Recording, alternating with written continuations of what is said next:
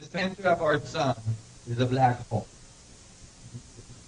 Do some of my presentation now, but that's okay. You did really good at moving forward in your conclusions, and that's exactly what I concluded to. And this is one of the reasons I got kicked out of physics conference, is that I didn't just tell them the center of all galaxies were black hole. I told them all suns, including our sun, is a black hole, including planets, atoms. Everything we look at. The energy level of planets, for instance, all the gaseous planet in our solar system all produce between 70 and 80% more energy than it receives from the sun. There is nothing in current physics that explains why. There's got to be an internal energy producing dynamic that generates that, and I believe that's a black hole. Inside all orbiting bodies, you find the event horizon of a black hole, and depending if you're far enough from that event horizon, then you're far enough from the high gravitational field so that it is like the surface of this planet, a weak gravitation. Do you guys understand? It became clear to me eventually that the sun gods must have been sun gods for a reason. They were called sun gods in all these civilizations, just the same. Well, if the universe is different scales black holes, then in order for these sun gods to travel through space from one side of the galaxy to the other, they would have to enter the wormhole, the singularity at the center of those black holes. So they would use stars as gateways to go from one side of the galaxy to the other. And then you would expect them to be called sun gods. That is why, for instance, the ancient tradition in most of these countries talks about the sun as the doorway to the higher realm where the sun gods come from. They talk about the black hole at the center of our galaxy as the hub, the central sun, from which you can access all of the stars in the galaxy. So you would enter the sun and then through to the galactic center, out one of the arms of the galaxy, out one of the sun in another arm of the galaxy.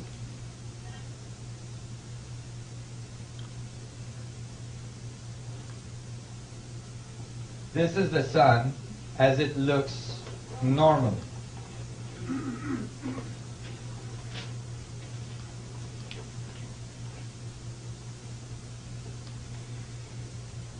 On the sun appears sunspots. These are sunspots. Actually, there are sunspots seen at the X-ray range level. So they appear very bright. Actually, sunspots in the optical spectrum are very dark. They're like black. Well, they appear when the sun becomes very active at 19.47 latitude north and south. Okay? And when you look at the sunspot carefully, and I picked this one because I believe that sunspots are at the heart of the matter. when you look at it carefully, you can see that the fire is being sucked in. That's what made me think, actually, from my calculation and from my theory and all this, that the sunspot on the sun are not surface events, but they're huge vortices going to the middle of the sun. The other reason, can you see the fire being sucked in here? I got in a lot of trouble for saying that. Because they said, no, it's just surface event. And I said, well, if it's just surface event, how come if you look at the sunspots on the sun, they always occur in opposite polar. See? This one here got an opposite one there. These three there have an opposite three there. You see? All the sunspot occurs in opposition to each other, because when you have a vortex going one way in the Coriolis effect, you have another one going the other way on the other side. And they generate a link at the middle, a link at singularity. Sunspots are huge vortices going towards singularity at the center of the black hole. And that's why when you look at sunspots very carefully,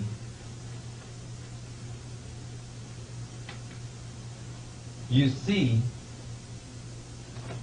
fire being sucked in. The sunspots are actually break through the event horizon of the black hole of the sun, where you can actually see the collapsing black hole pulling the electromagnetic field in. Now, so they started to see now that the sunspot, which some of them are like 14 times the size of the Earth, okay, are huge vortices going towards the middle. And when you talk about material being spit out of the sunspot, you guys know what material that is? Water. Large amount of water comes out of sunspots on the sun, right beside the fire. Then, you know, so then I was thinking about that. I'm like, okay, well, you know, if you were to travel through the universe, and everything in the universe is a singularity, then you could, you know, build a ship that's able to go inside a singularity. That ship would have to have a drive at its center that's a singularity itself. Okay? And you could enter a local singularity, and because you're in singularity, connected to all things, you could come out anywhere you want, anywhere else in the universe. And you could actually follow a linear progression of that travel. Although it would only take seconds for you to go across the galaxy, you would still go through the singularity of the sun, through the singularity of the hub, and then out to another singularity that would be a solar system in some other corners of the galaxy. You could even go from the hub to another galaxy hub and then come out wherever you want there. You guys are following this? Yeah. Okay. Now, if you think of it this way, then it's like, okay, well, we should be able to see these guys coming in and out. So I started to investigate this, and I found something very bizarre. I found that most of the telescope and probes that observe the sun are owned by no one else but the Vatican. The Vatican. And I was thinking, well, that is strange. What does the Vatican want with the sun? And I noticed, so I started to, kind of keep track of what was going on the sun. And I kept on downloading, material from NASA, from the SOHO probe, which is a probe that's orbiting the sun. And one day, this video was put on the net. This was a while ago, almost 5 years ago now. There's been many others since then. This is a good one. Let's take a look at it. They placed this on the sun. Now this is the probe telemetry. This is the camera. And it has a little arm that has a protective lens because otherwise the electronics would get overwhelmed. And this is the sun surface here. This is a representation of the sun surface. And this is the video.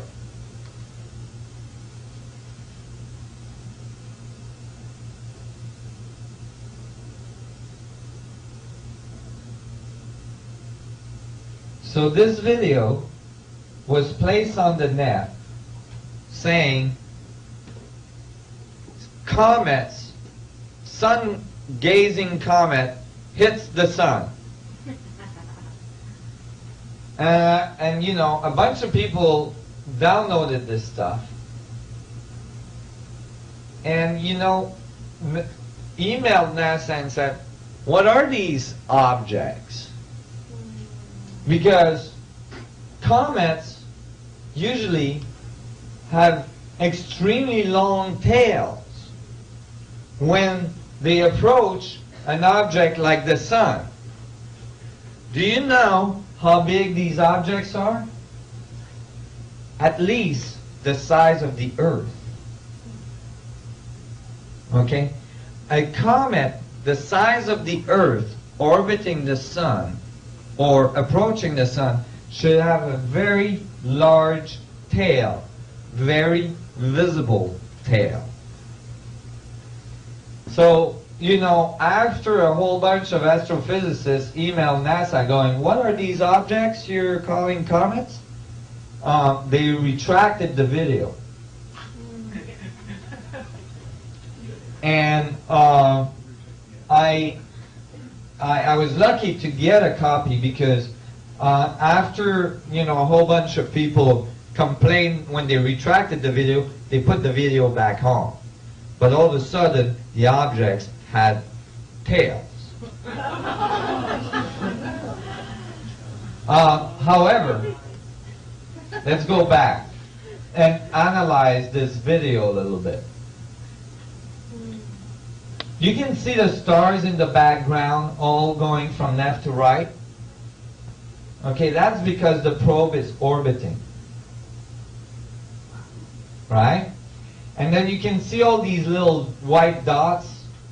Those are particles hitting the camera. Let's try to find one. You see this one? That's a particle from the sun hitting the camera. So you can ignore these little bleeps.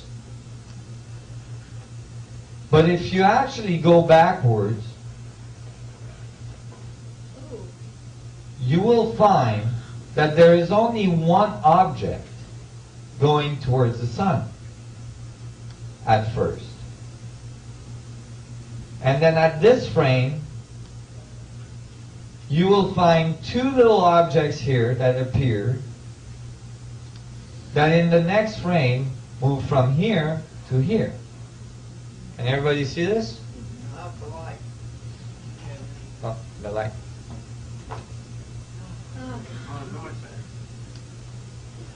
So, from here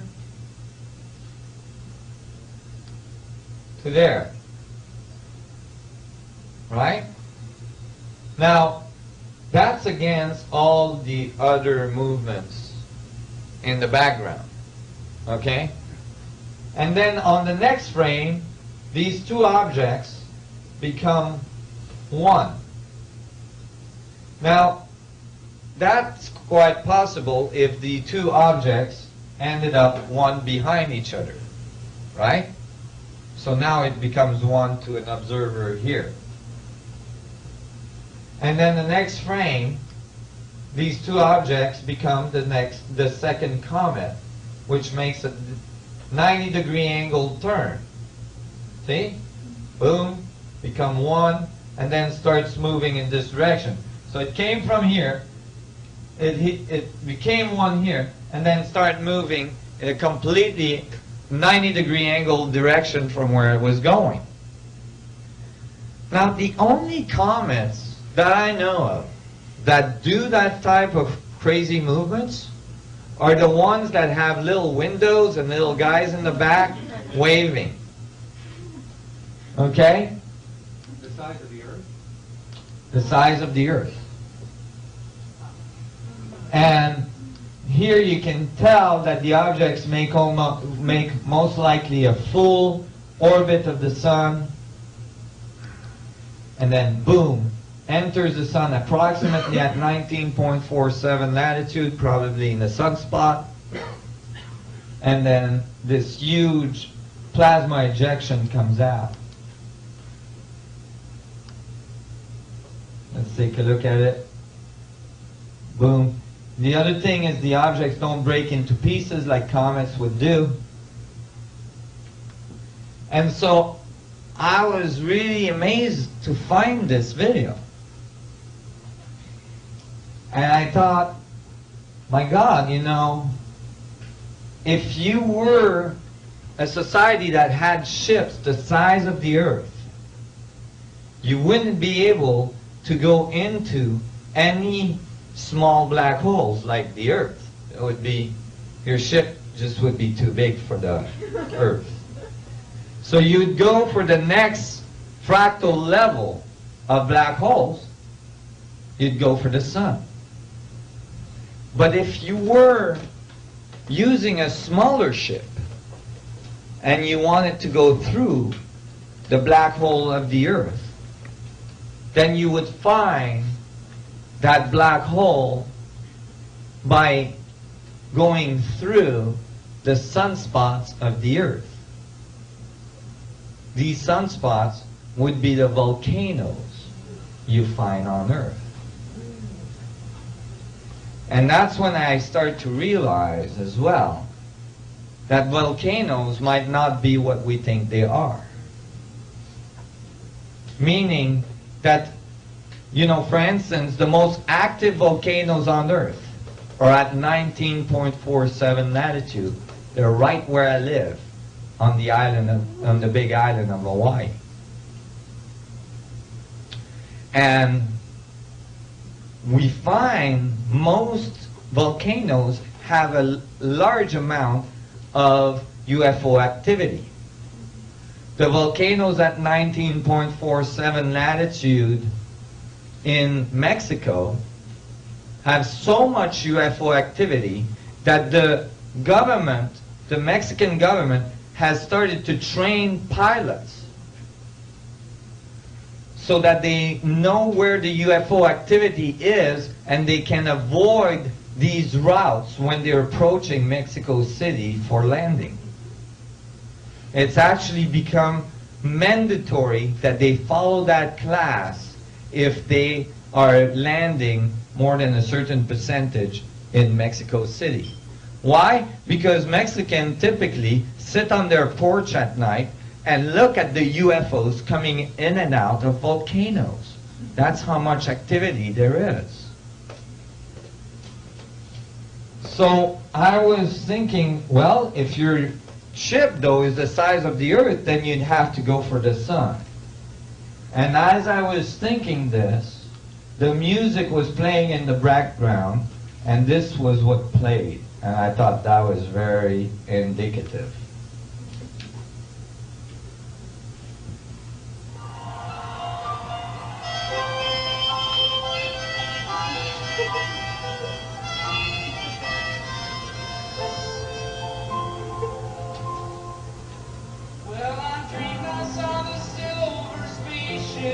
flying in the yellow haze of the sun.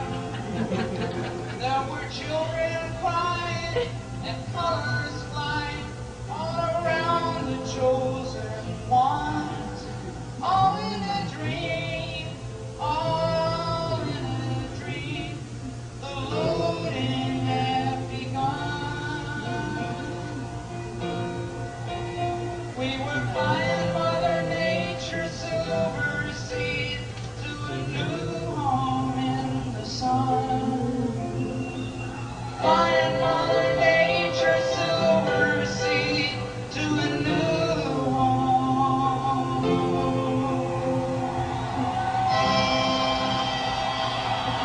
Want to hear it again? Okay.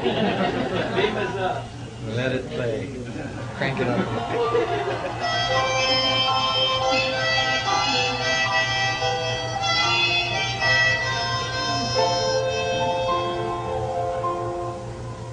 Well, I dreamed I saw the silver spaceships flying in the yellow haze of the sun. There were children crying and colors flying all around the chosen ones. All in a dream, all in a dream. The loading had begun. We were flying Mother Nature's silver seed to a new home in the sun. Flying Mother Nature's silver seed to a new home. The wormholes that John Wheeler predicted, I believe, are actually visible. They are vortices on the surface of the sun that we call sunspots. And they're going directly through to singularity. The vortex we found on Jupiter, the big red spot, 19.47 latitude. The big volcanoes we found in our solar system, the largest volcanoes in our solar system, the Olympus volcanoes on Mars, 19.47 latitude.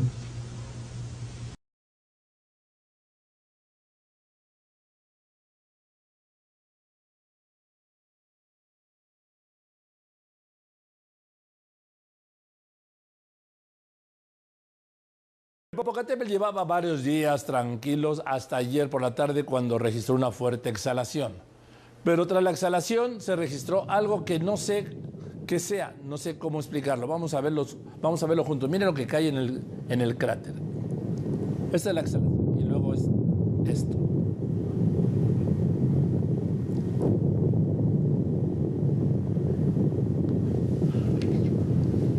Ahí está esto que cae en el cráter. Ante esto no se lo presenté ayer porque buscamos especialistas que hasta hoy nos dieron estas explicaciones. Miren.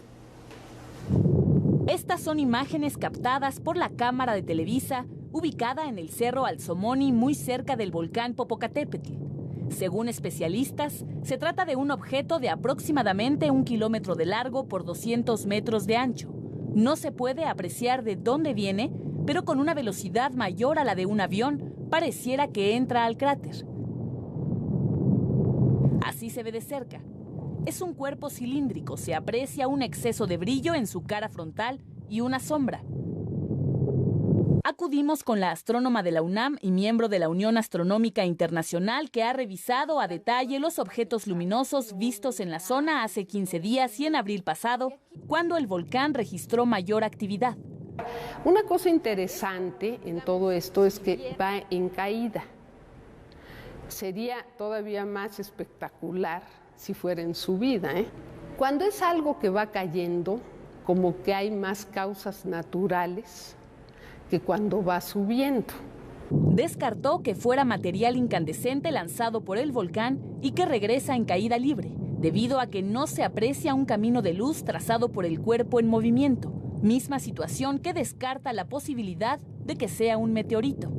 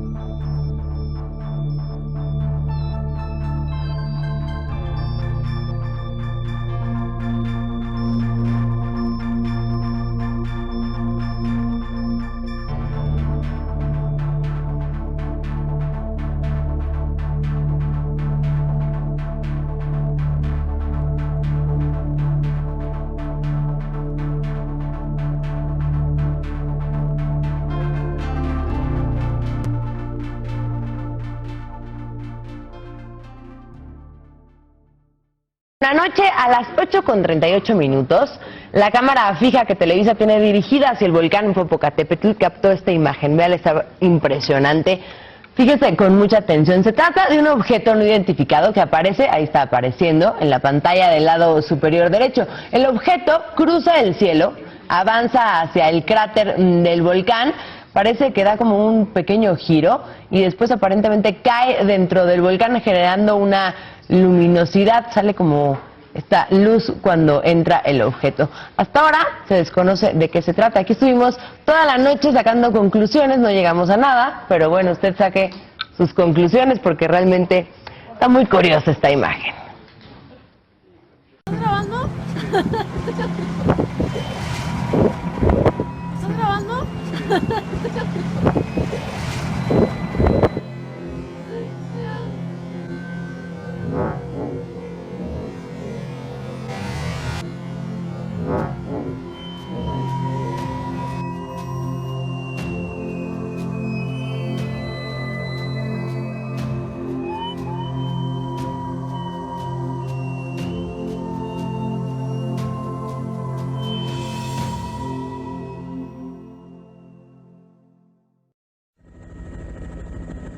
An up-close look at the awesome power of this volcano.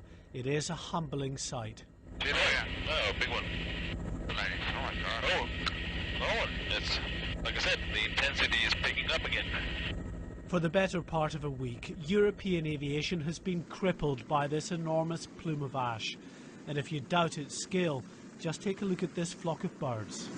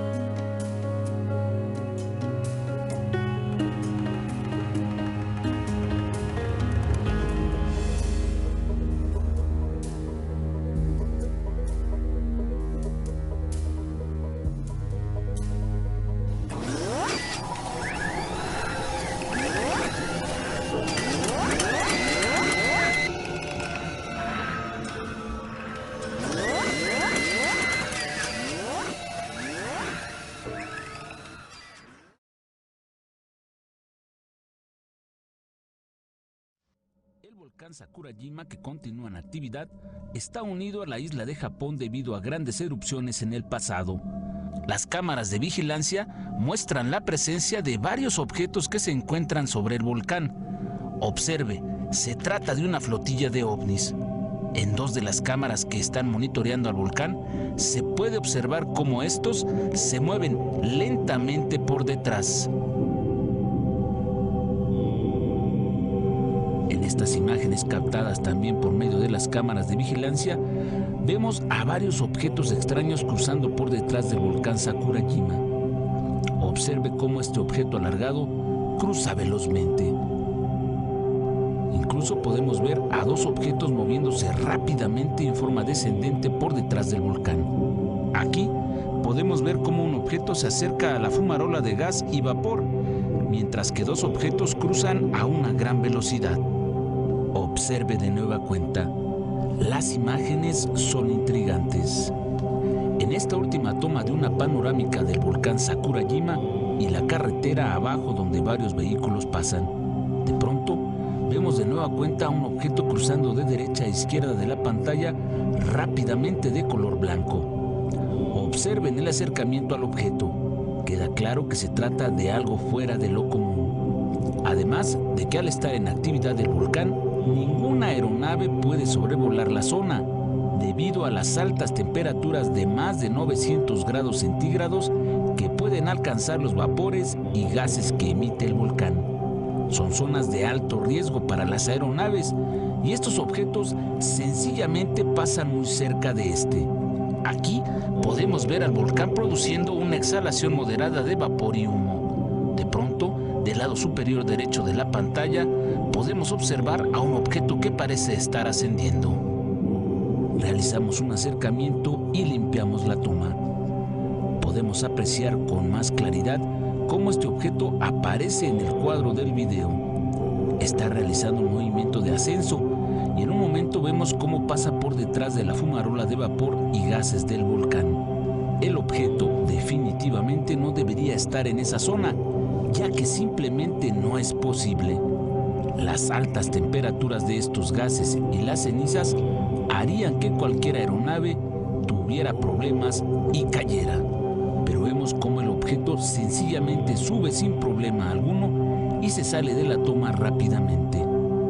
En esta imagen podemos ver de nuevo a un objeto que pasa muy cerca del volcán. En esta ocasión, este vuela de manera horizontal, pero presenta las mismas características que el primer objeto que le presentamos.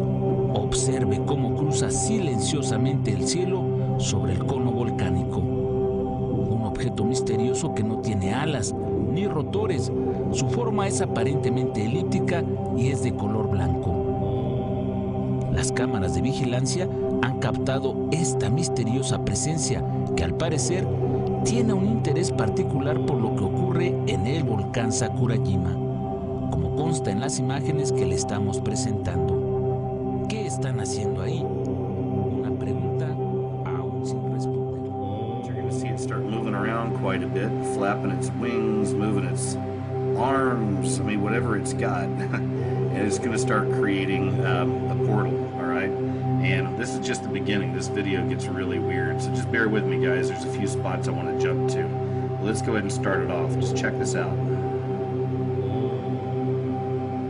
See him right there?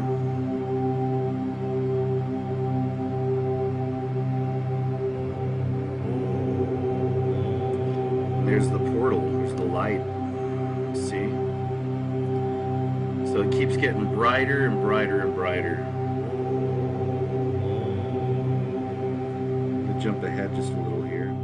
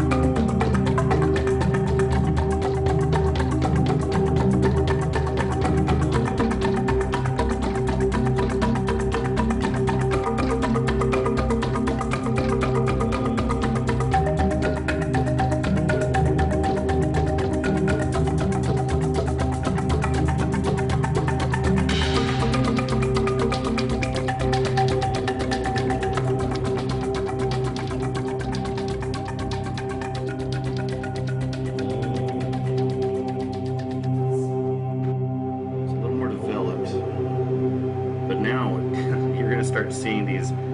Look here to the side of it. You're right. Look at that. You're going to start seeing these waves of energy kind of shooting out of that big white ball. See that? Right in this area, right here. See it? Some kind of like energy just shooting out of it or whatever, right?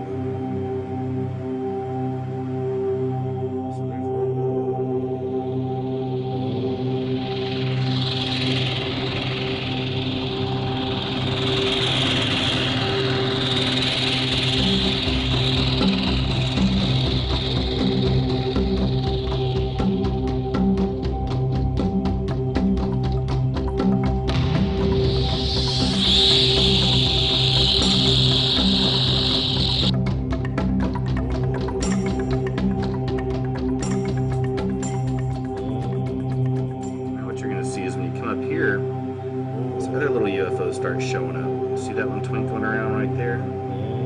Go over here to the side. See that one over here? Another little UFO right there. Go back to this.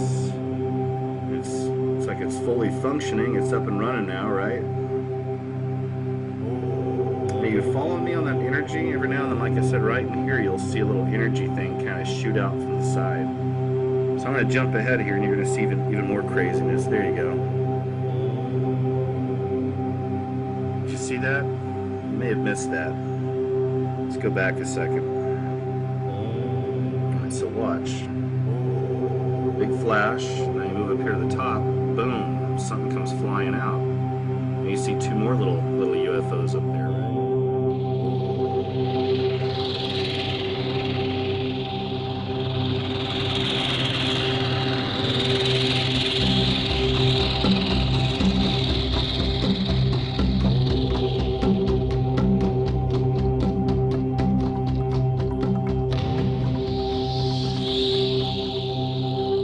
There's one of those energy bars right there.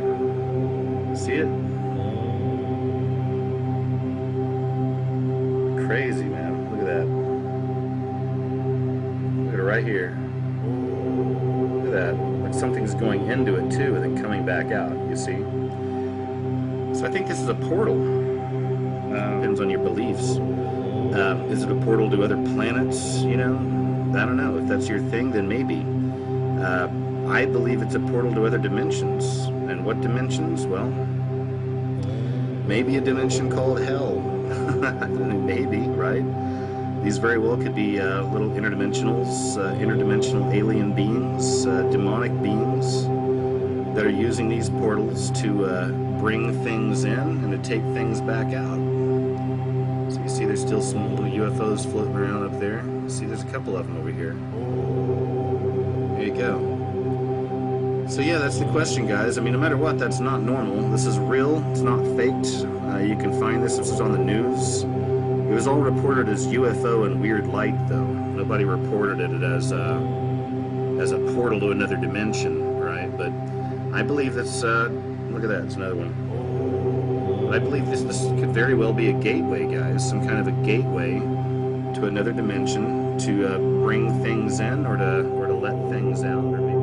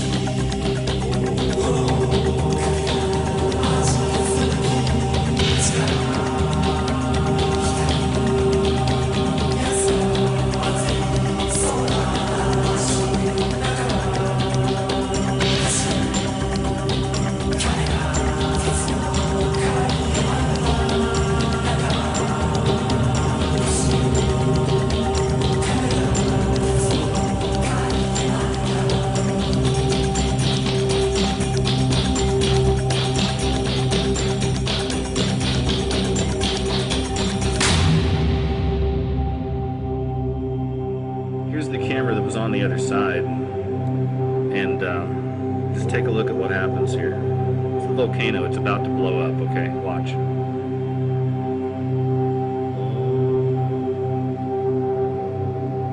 Did you see that? Look at that. Boom.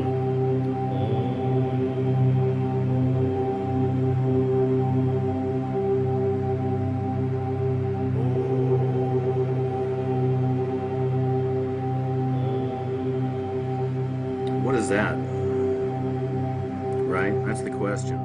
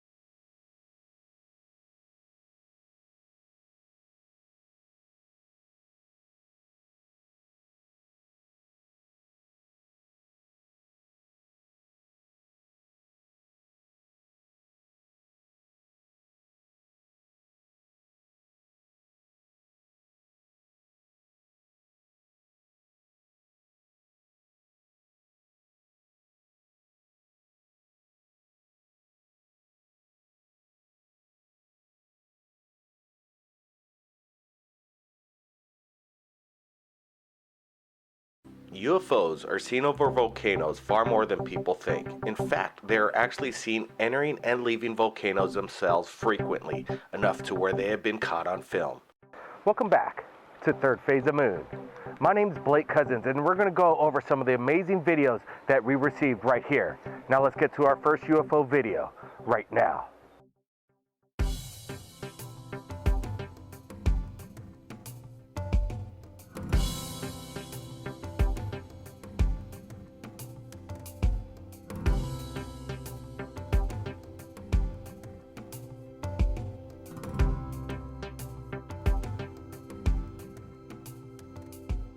We're here at the National Volcano Park on the Big Island of Hawaii. There have been massive sightings right here at the volcano. Many people have reported them, and that's why we're here. We're seeking out eyewitness testimony. But we're gonna get to some of the most favorite videos that we received right here at Third Phase of Moon. Joe Kiernan from South Carolina, Myrtle Beach, continuously sends amazing UFO footage to us right here at Third Phase of Moon. Now let's get to his latest video right now. Cindy, there's an orb right over those planes. I was just recording the orb. Oh no. Holy shit. Holy shit. Look at my screen. There's one on the roof, and look. The JSB 007 continuously sends us UFO video. He is an amazing UFO hunter, and this amazing video that we're going to look at looks to be some kind of flying disc in the night skies. Now let's take a look at it. Look at that, look, look, look. Oh, isn't that beautiful?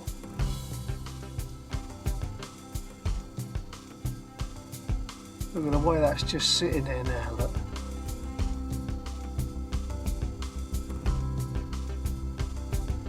There, guys, look. These are where all those yellow orbs were flashing over.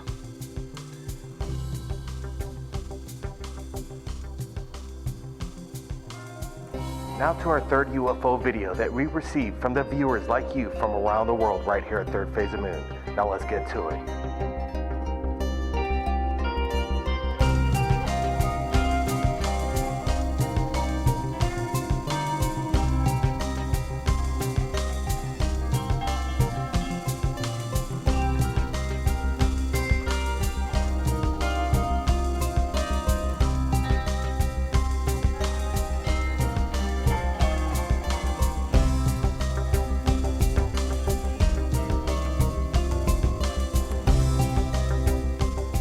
With over 74,000 subscribers, we asked the public to submit their videos right here at Third Phase of Moon. And now let's get to our next amazing UFO video right now. Wow, look at them. They're moving. Yeah. Going faster. Oh my God, they're moving. Wow, this is... Wow. I've never seen anything like this. Wow, there's a fleet. They're disappearing. They're disappearing. Oh my God. I can't believe this. There's a fleet of UFOs right in front of my house. What are volcanoes? There are cracks in the Earth's crust spewing the magma that is boiling in the Earth's core. That being said, what are the visiting aliens traveling to? The true underground? Okay, I think we're all packed up. We're gonna do a little UFO night watch over the Kilauea volcano. Let's get going.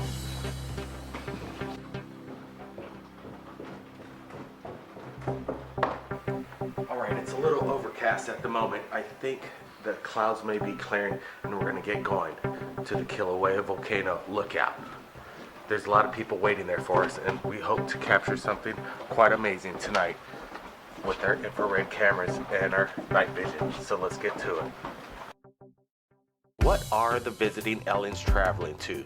The true underground? What lies beneath our feet may be more vast and mysterious than once thought.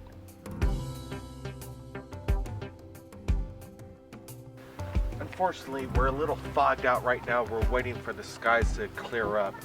But the wind, there is no wind. But people are gathering, and we're keeping our fingers crossed that maybe something will reveal itself in the night skies tonight.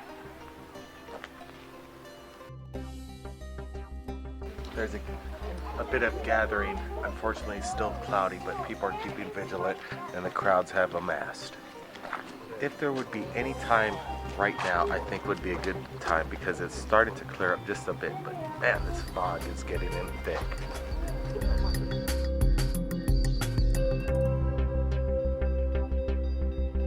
We're wrapping it up right now. There was possibly a sighting tonight, but we're gonna hang on tight, get to bed, and hopefully find some testimony of some actual UFO sightings right here from Kilauea.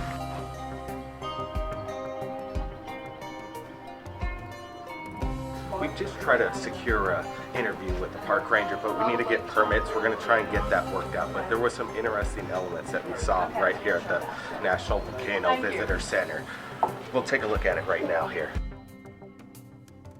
At the Hall of Mau Mau crater eruption from Jagger Museum, there's this photo right here. And if you look very closely, there's an unidentified flying object.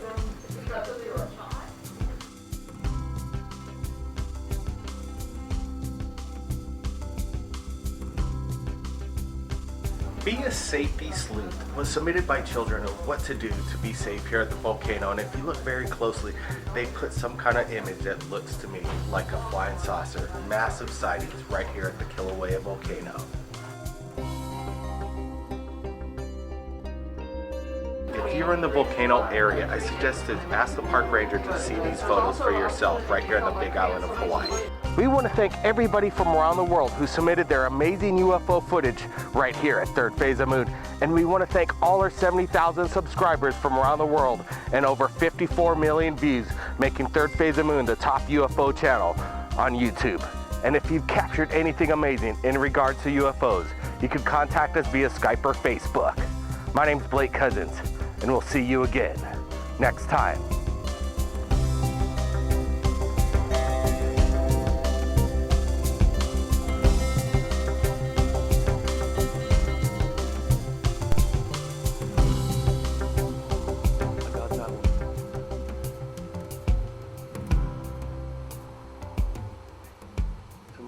Where's all the orange orbs?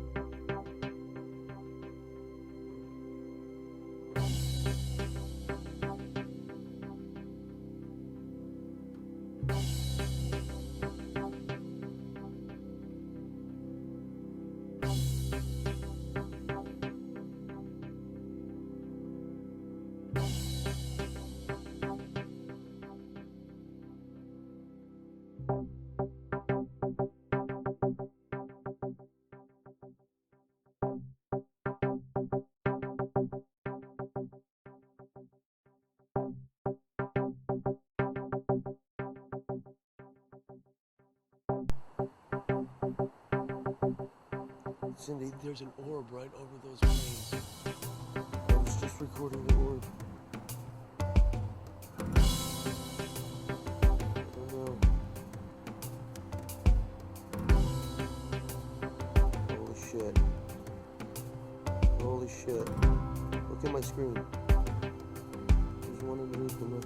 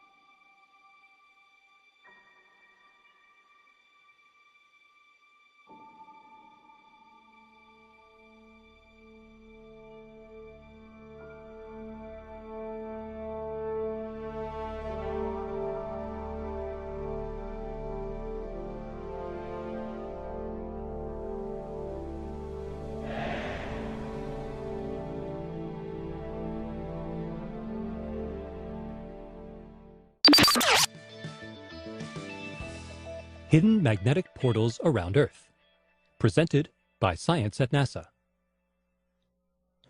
A favorite theme of science fiction is the portal, an extraordinary opening in space or time that connects travelers to distant realms.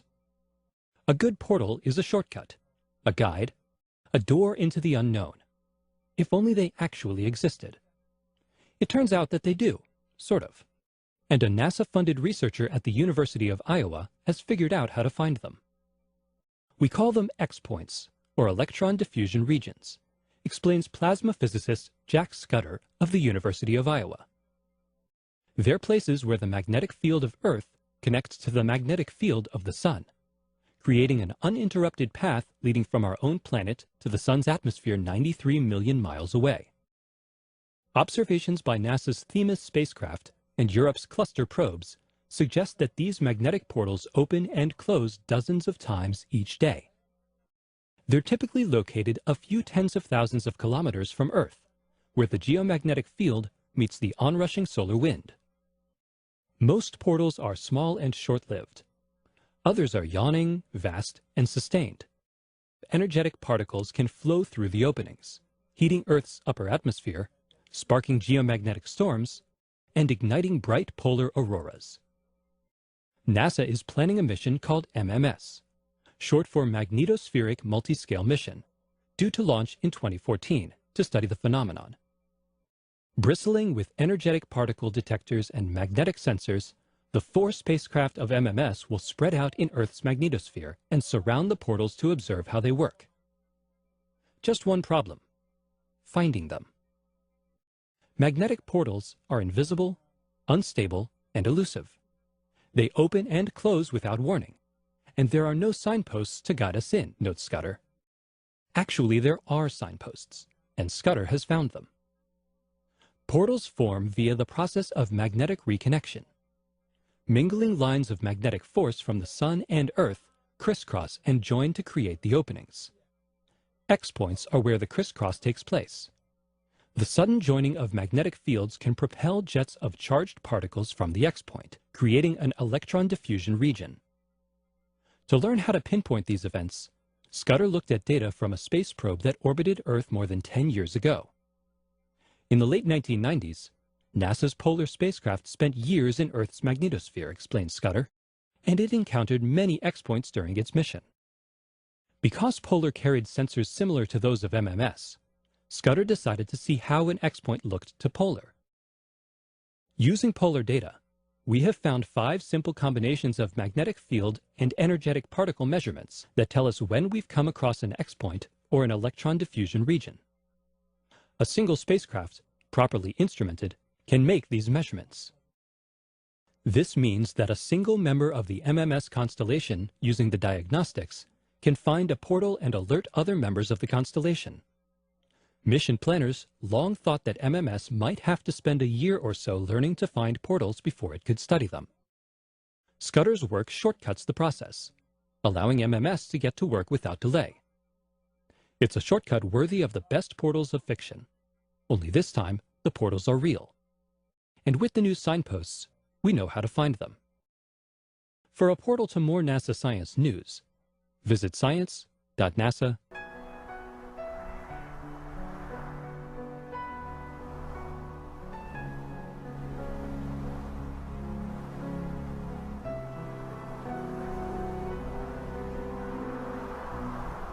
So what might these remarkable designs mean? Here are some two-dimensional versions that seem to be revealing the torus in 3D.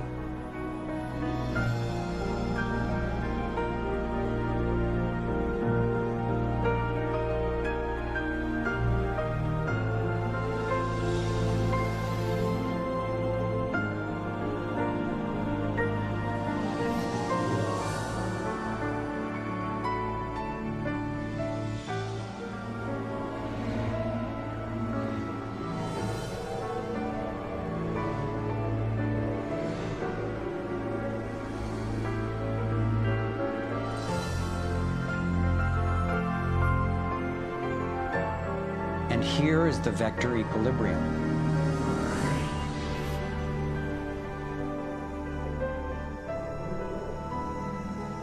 And the related pattern of 64 that we saw encoded in the arts of so many ancient cultures.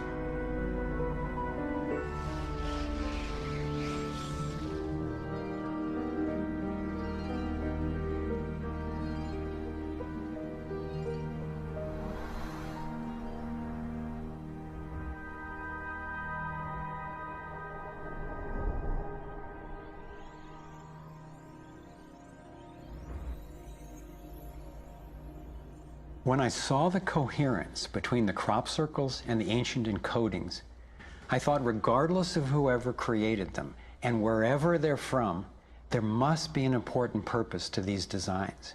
They're so coherent. I've come to believe that the pattern of the torus and the vector equilibrium, especially in the form of the 64 tetrahedron crystal, is showing us how energy works in the universe so that we can learn to align with it. I believe that they're giving us a model for accessing energy in a clean, safe, and limitless way, and a new means of propulsion. What more important message could there be to get to us, and especially now, from their perspective, as we're beginning to extend our careless reach beyond our planet? I got further confirmation of this notion when I met Dr. Jack Kasher, a former professor of physics at the University of Nebraska, who has also researched UFO phenomena. Presenting at a Sequoia symposium, Dr. Kasher showed a remarkable series of drawings by a woman named Lane Andrews, who claimed to have been invited onto an extraterrestrial spacecraft. I was startled to see her detailed sketches of the toroidal energy field that she said propelled the vehicle and protected the passengers. I subsequently interviewed James Gilliland. James has many hours of UFO footage from his ranch near Mount Adams in Washington State. He also claimed to have gone on board an alien spacecraft. What blew my mind was that he had never met Lane Andrews and had no knowledge of her experience, yet he described a phenomenon that was amazingly similar: numerous ships with spinning rings of light.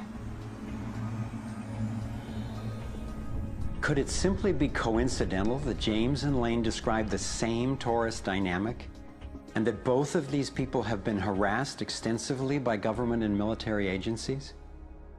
To some, the idea of UFOs may sound crazy, and yet from another perspective, it is completely plausible. The Earth is about 4.5 billion years old. That's 4,500 million years old. What if there's another planet that's almost exactly like us? Almost exactly. 4,501 million years old. They're a million years ahead of us.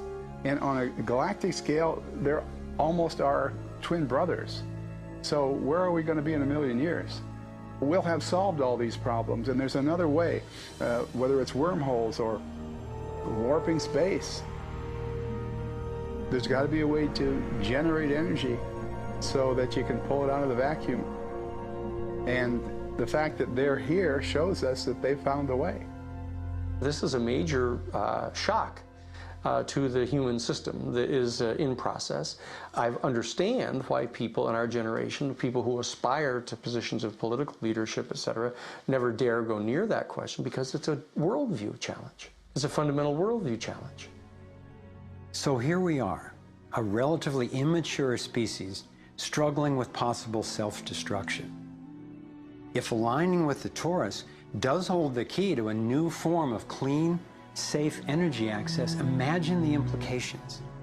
This could be the most important technology breakthrough of our times. So who wouldn't want to have an energy source that's unlimited and freely available? That turned out to be a key question, and that's what led me down the next rabbit hole.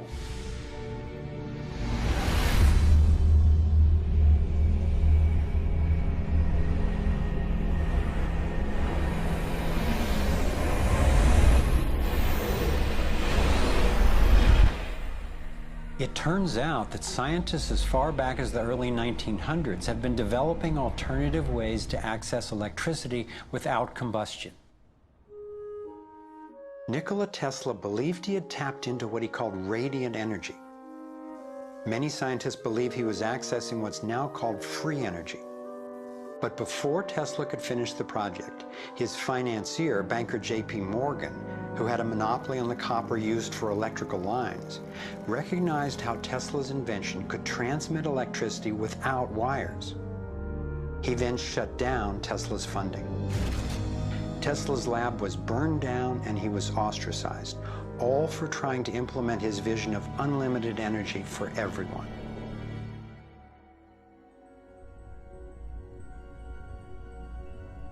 A modern-day inventor, Adam Trombley, was inspired by Tesla's work and by the possibilities of the torus. Trombley built a dynamo, a direct current generator that accessed electrical power right out of the air. We were trying to demonstrate that by mimicking the magnetic field of a planet and rotating this device, we could actually create a dynamo that would work. And in fact, it did work, and it does work. So when we contemplate nature, when we contemplate Jupiter, or we contemplate a dynamo like the Earth rotating in space, we're basically talking about a magnet which is rotating in space. And the lines of flux of the magnet are pouring down and through in this toroidal pattern of the magnetic field. It's also expanding and contracting. It's breathing. It's taking in the energy of space literally and transforming it. Right here in this toroid, we have enough energy to transform the entire Earth. And that's not just a theoretical statement, it's literally true. To contemplate the implications of this means that every single place on Earth suddenly has power. Every single person on Earth suddenly has power. We have universal abundance. Trombley had been invited to demonstrate one of his generators at the United Nations and the US Senate. But these events were undermined by the first Bush administration. Then the device itself was taken in a government raid. Trombley's experience isn't unique. Almost every time I found an inventor with a promising new technology in the field of free energy, he told a similar story of suppression. Inventor John Bedini began working with Tesla's theories of radiant energy decades ago and has produced an assortment of battery charging devices that generate more energy than it takes to run them. He announced that he was going to start offering them at low cost. Soon after that, he was attacked in his lab and warned not to produce the devices. For his own safety, he had to let go of marketing free energy. These are all devices from labs I personally visited.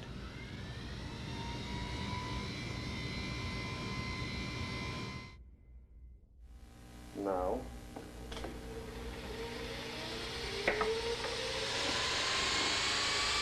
Now, the quality of this footage is obviously poor, and I'm not expecting this to convince you.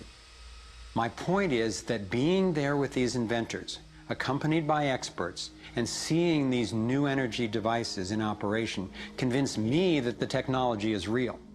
And the implications of that to me are absolutely thrilling. Canadian John Hutchison not only created some free energy batteries, but also used Tesla's theories to counter gravity, to make objects float. This could revolutionize the field of propulsion. His lab was raided and equipment was taken by police and government officials in 1978, 1989, and again in 2000. One of the scientists we were going to interview for this film was Dr. Eugene Malov, an engineer from MIT and Harvard, and editor of Infinite Energy magazine, which covers both theoretical and technological developments in the new energy field.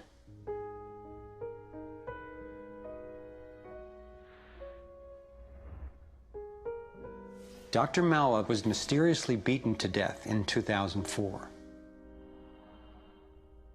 If these inventors were all hoaxers and charlatans, I wondered, why are they being suppressed so consistently and so brutally? I asked free energy inventor Adam Trombley why he thought this technology was being suppressed, and if the UFO phenomenon was related. We've had major military people at great risk to themselves say, yes, these things are real. Why do you think the military-industrial complex doesn't want that statement to be made? Because you start thinking about what kind of technology is behind that. That's the bottom line. The suppression of UFO phenomena is hand in hand with the suppression of so-called free energy. The energy is extracted from the fabric of the space around us, which means it cannot be metered.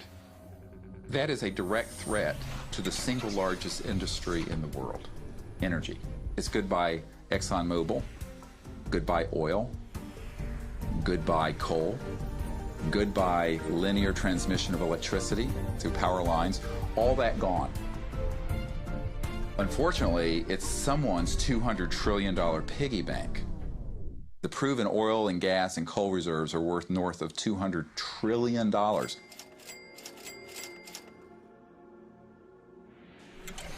This information coming out would completely change geopolitical power more than anything since, well, in recorded human history.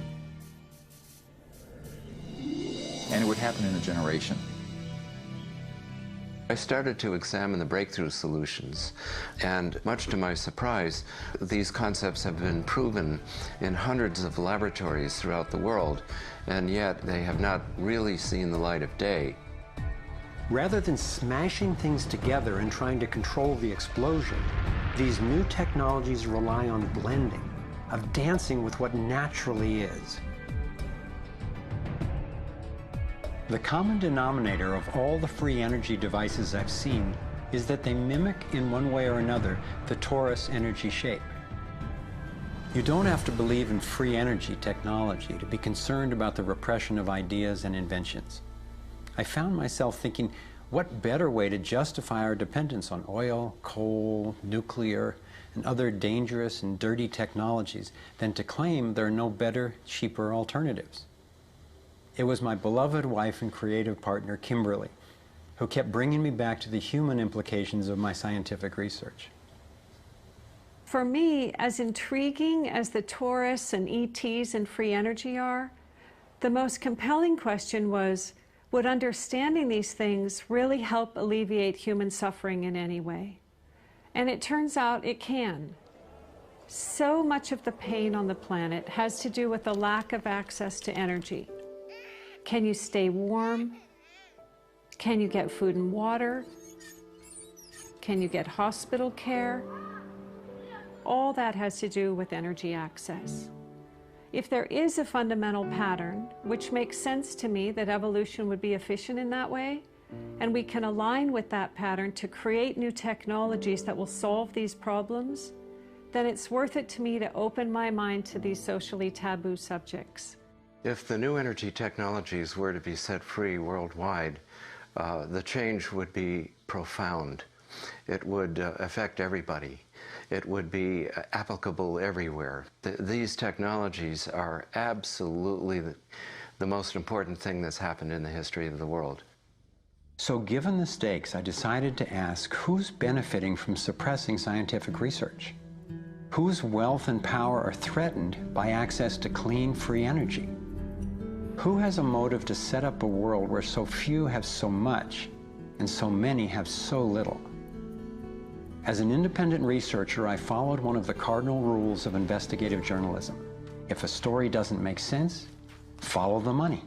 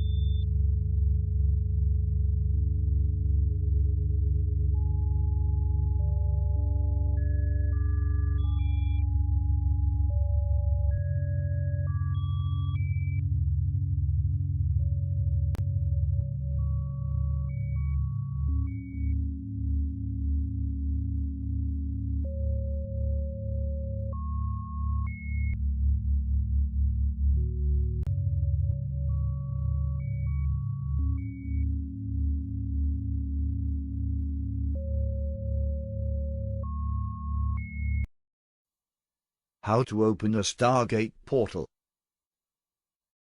A Stargate portal is a man-made device which opens a doorway in space and time and enables travelers to connect to distant realms or higher dimensions.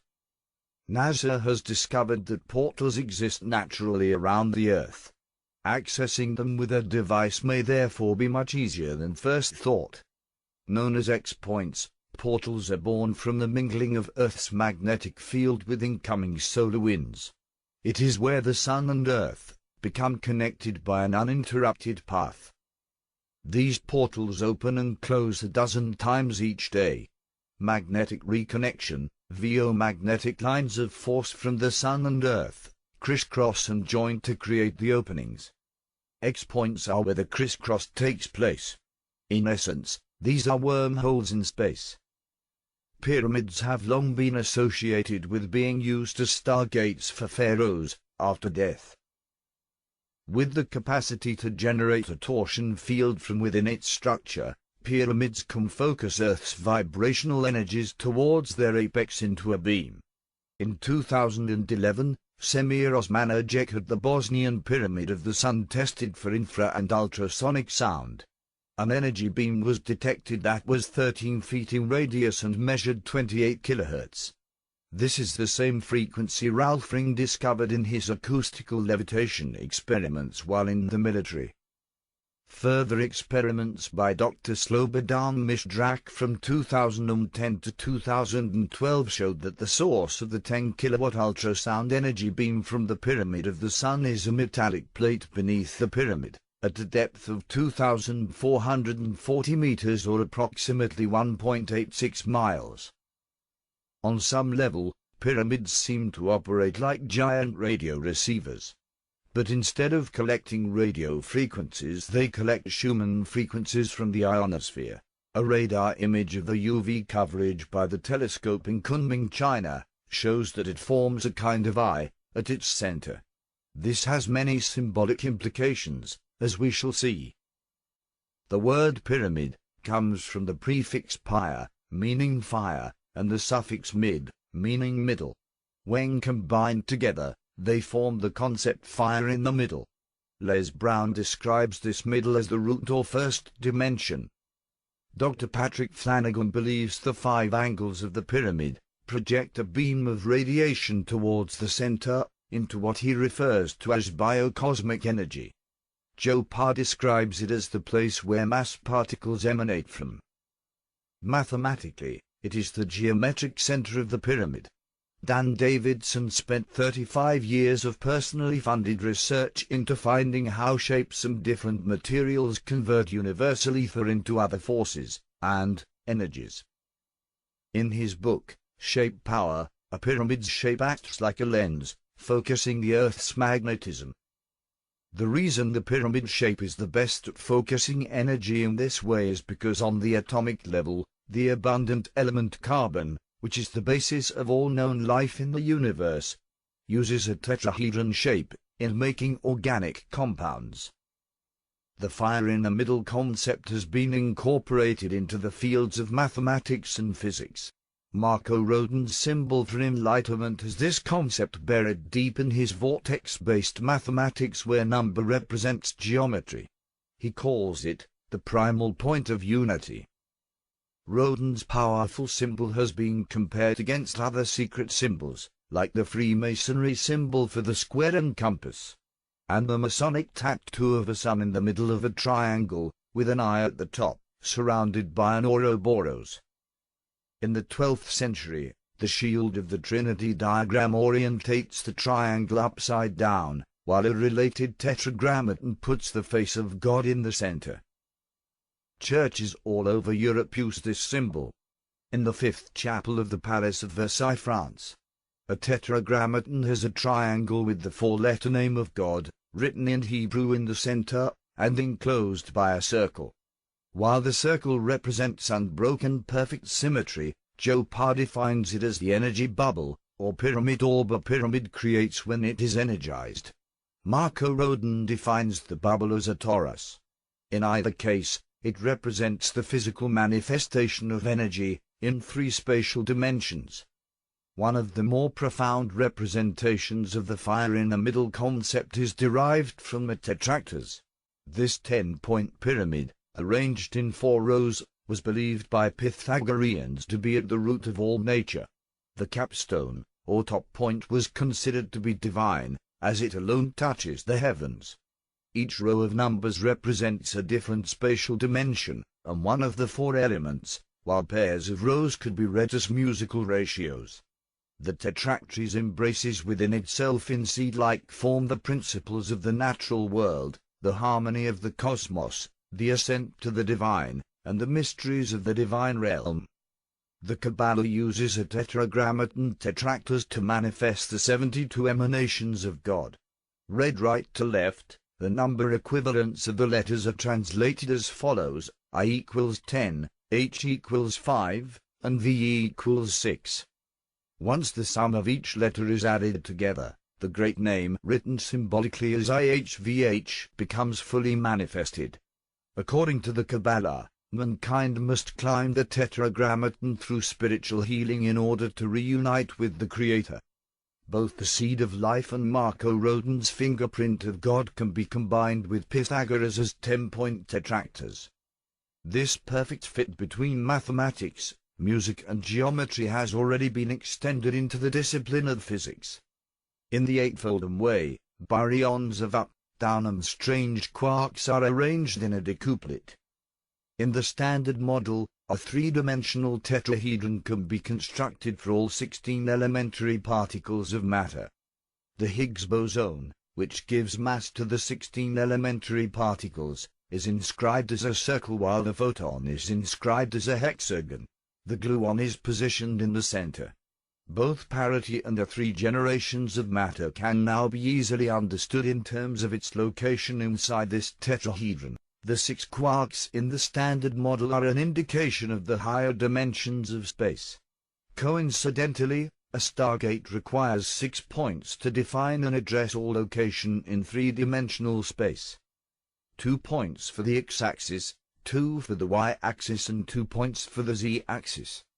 In the theoretical framework of string theory, 6 extra dimensions are said to be compactified while the 3 spatial dimensions are not. Time is also considered as an extra dimension. While it might sound strange for a bosonic string theory to require 26 space-time dimensions, and superstring theory to require 10 space-time dimensions in order to be consistent, these two numbers already occur in the top and bottom of the Kabbalah tetragrammaton tetractors. What is more amazing is how the Kaliya manifold, with Ricky Flatness string theorist's use, resembles the two-headed God. A God of duality, like harmony and chaos, or possibly the outer and inner world which are separated from being united together. In quantum physics, there is wave-particle duality.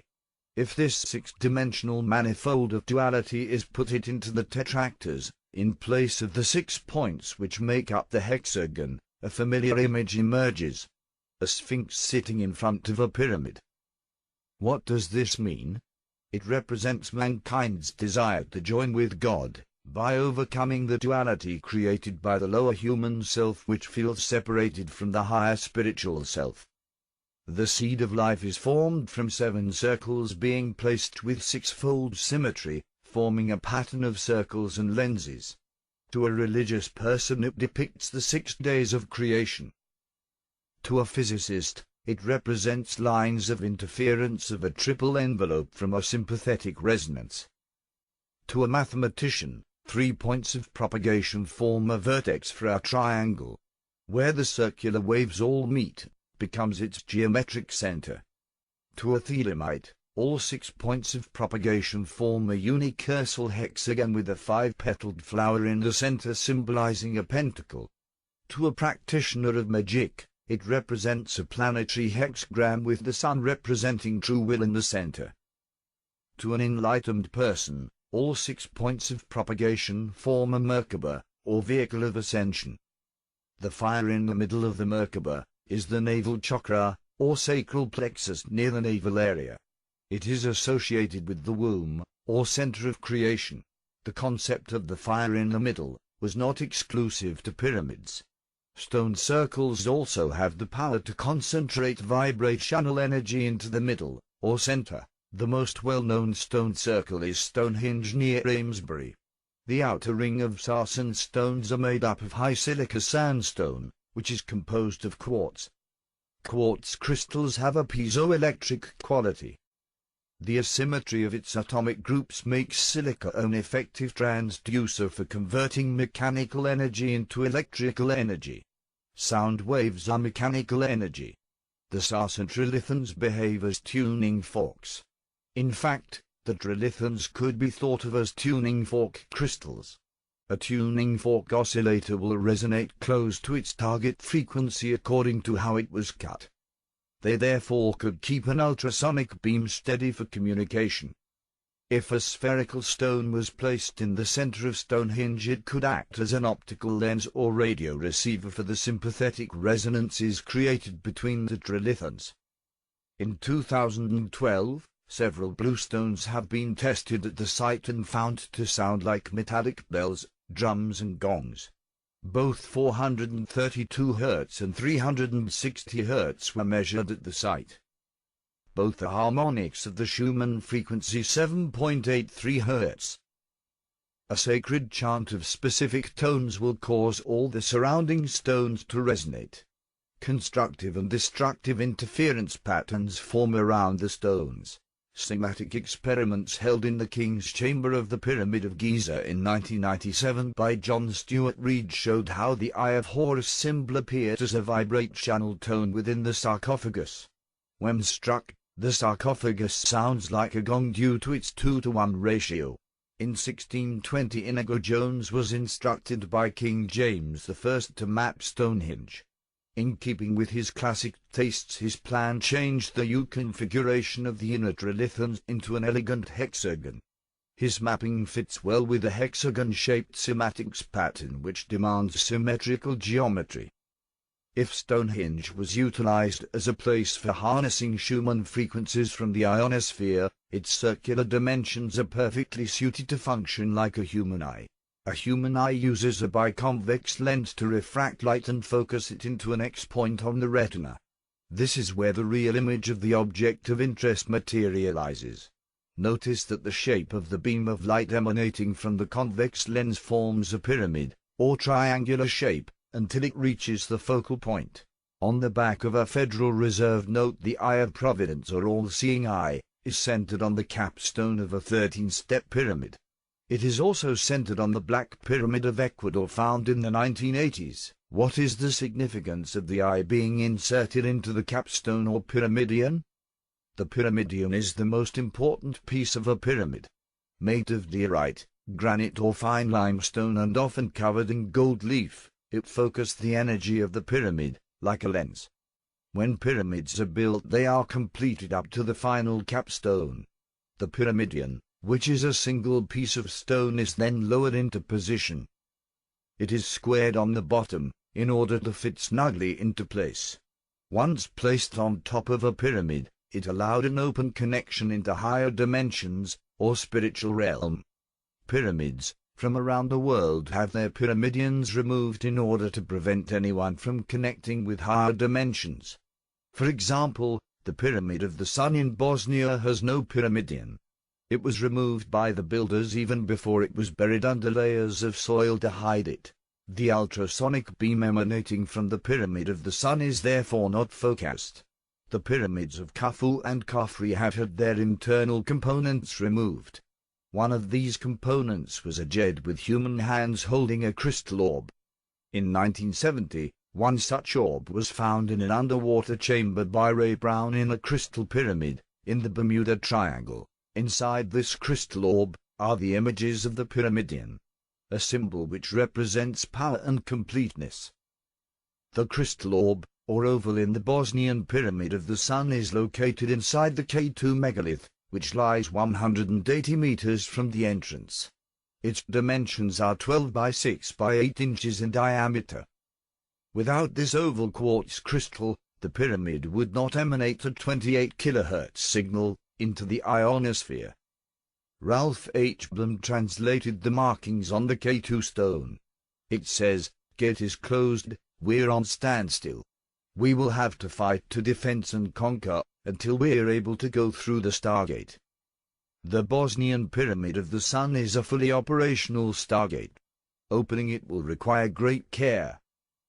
The pyramidion and quartz stone need to be in place for the pyramid to focus the correct resonating frequency. The human body must also be put into proper vibration by way of meditation. In this painting, the Egyptian sun god Ra rides his solar bark into the afterlife. Notice 7 rays of light are coming out of the sun. These represent the 7 chakras of the body. Here is a frequency chart for the 7 chakras. Since pyramids are tuned to Schumann frequencies, the human body must also be tuned to them in order to travel through the Stargate. Joe discovered, in his pyramid experiments, that neutrinos passing between the Sun, Earth and the constellation of Orion increases only at certain times of the year. Specifically, December the 13th to 16th and at peak times of the 11-year sunspot cycle, when neutrinos are created by the Sun in far greater amounts. It is at these times when the pyramid will enter into hyperspace. This continuous energy conduit, or stream between the Sun and Orion, moves in a direction towards Orion, and originates from the black hole at the center of our galaxy called the Great Annihilator. The Bosnian Pyramid of the Sun is the best choice for a Stargate experiment. Operated by a non-profit organization, it allows for full access and thorough testing. There are 4 known steps to opening a Stargate portal. 1. The pyramidion of a fully functional pyramid must be reconstructed. 2. All 7 space-time coordinates must be implemented before testing. 3. All 7 chakras must be tuned to Schumann frequencies by way of vibrational ritual. And 4. December the 13th to 16th are the best times to enter the conduit between Orion and the Sun. If all of these criteria are properly met, we may be able to travel through the Stargate and be freed from this prison planet. The question is, are we ready?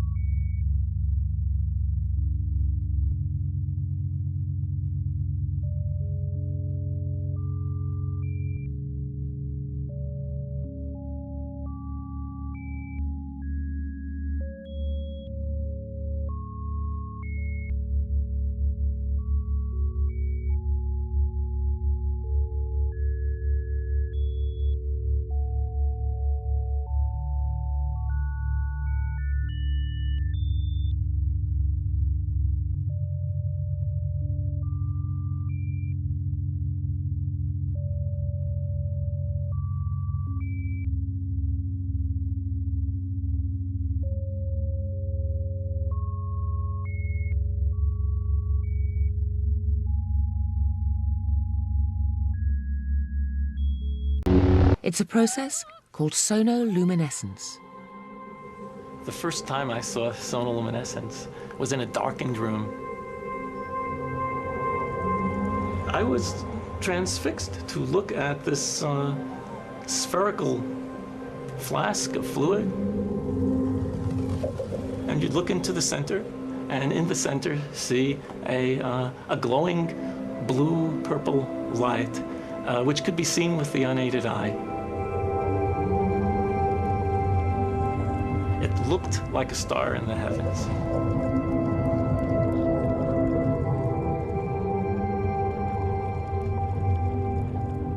Seth Putterman called it the star in a jar, a tiny spot of bright light contained in a flask of liquid.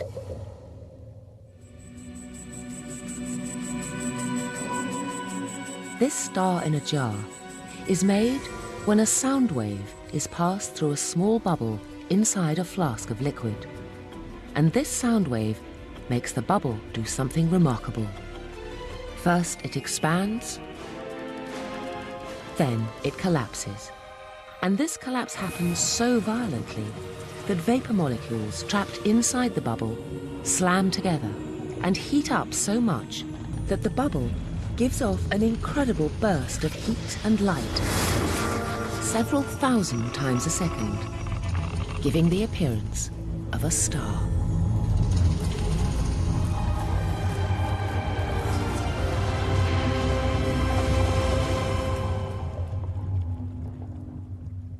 What made the phenomenon so exciting was the temperature of this star in a jar. On its surface alone, the light burns at tens of thousands of degrees. And Seth Putterman now contemplated a tantalizing possibility. Could the core of the collapsing bubble be even hotter? Hot enough for fusion?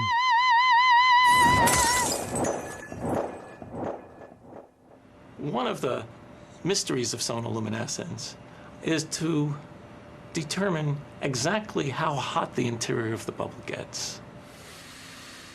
In the sun, the interior can be millions of degrees, hot enough to cause fusion. And the thought crossed my mind that perhaps inside the collapsing bubble, the interior of the bubble might also get hot enough to cause fusion.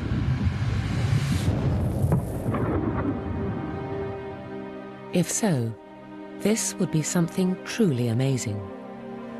By simply bombarding tiny bubbles with sound waves, temperatures of over 10 million degrees would be created. And nuclear fusion, the same reaction that powers the sun, would be happening almost effortlessly here on Earth.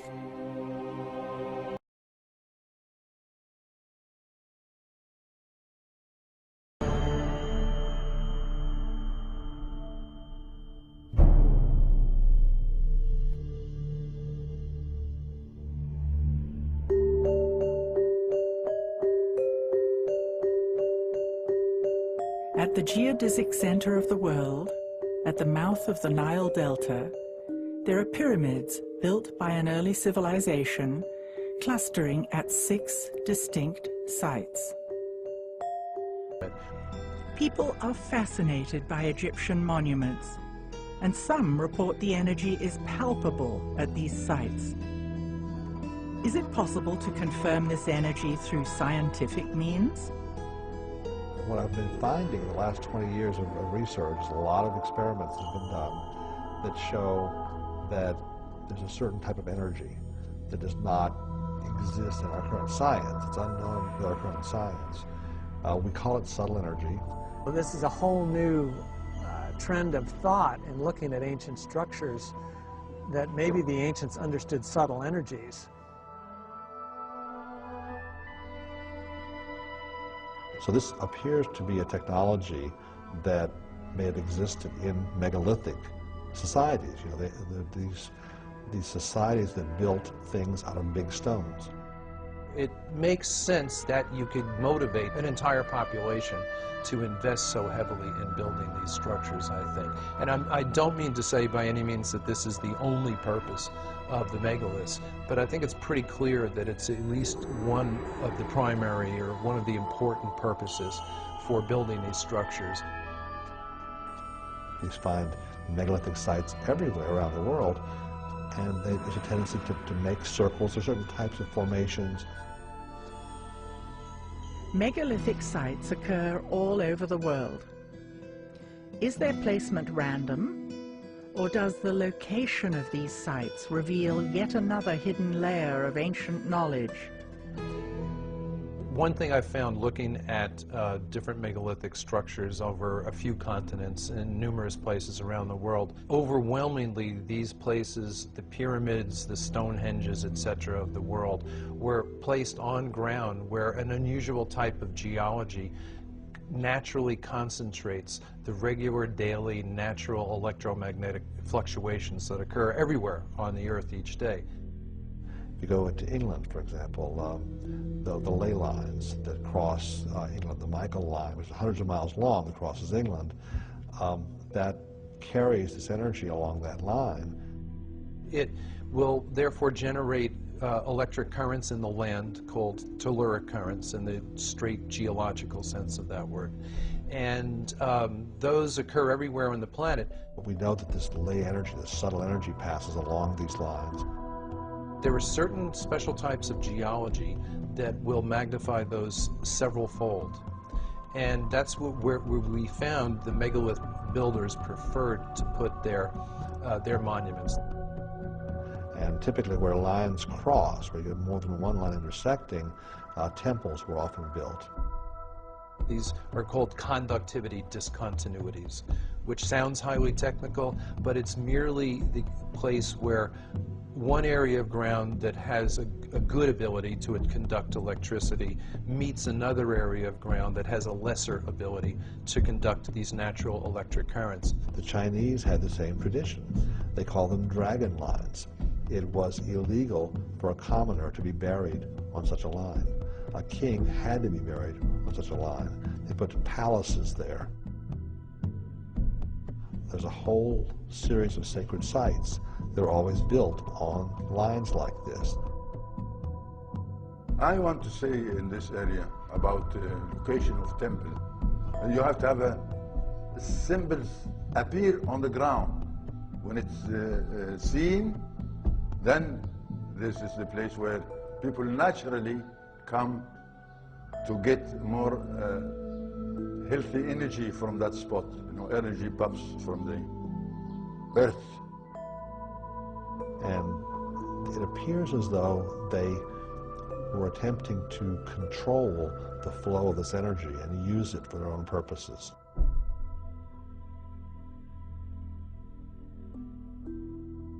The key hours, unfortunately, are the pre-dawn hours. If you really want to study this, you've got to get up at 3 and get out there very fast. That's because the energy that is involved in these sites, that's really fueling most of it, originates with the daily changes in the Earth's geomagnetic field. It's strongest during the day, weakest at night. And in the hours leading up to dawn, the weaker field lines now come roaring back to closer to full strength very quick. It's the most dramatic time in terms of change of magnetic strength per hour. It's the most dramatic time of the day. And wherever you have a changing magnetic field occurring, you are generating electric current in anything present that will conduct electricity. It's a simple principle of physics known as induction, and it's a universal. Normally, in everyday life, we don't ever see large concentrations of this energy. Normally, it'll show up at, say, mountaintops, at sacred sites. You'll feel a certain calm, a certain peace. Sometimes people in those places report mystical experiences. They'll see into some other dimension, okay? They'll see into some other time. The Chinese have known about this for a long time, and they call it qi. The Hindus, in their ancient texts, call it prana. And the yogis, that maintain a very ancient tradition, use it. It affects a variety of different processes. Electricity and magnetism has a strong effect on that. So it modifies all the other laws of physics.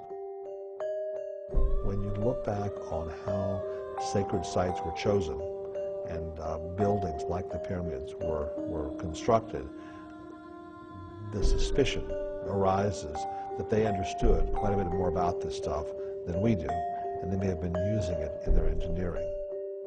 Then the megalith builders designed these structures and then built them in such a way as to further concentrate those energies. So they definitely seem to have known what they were doing.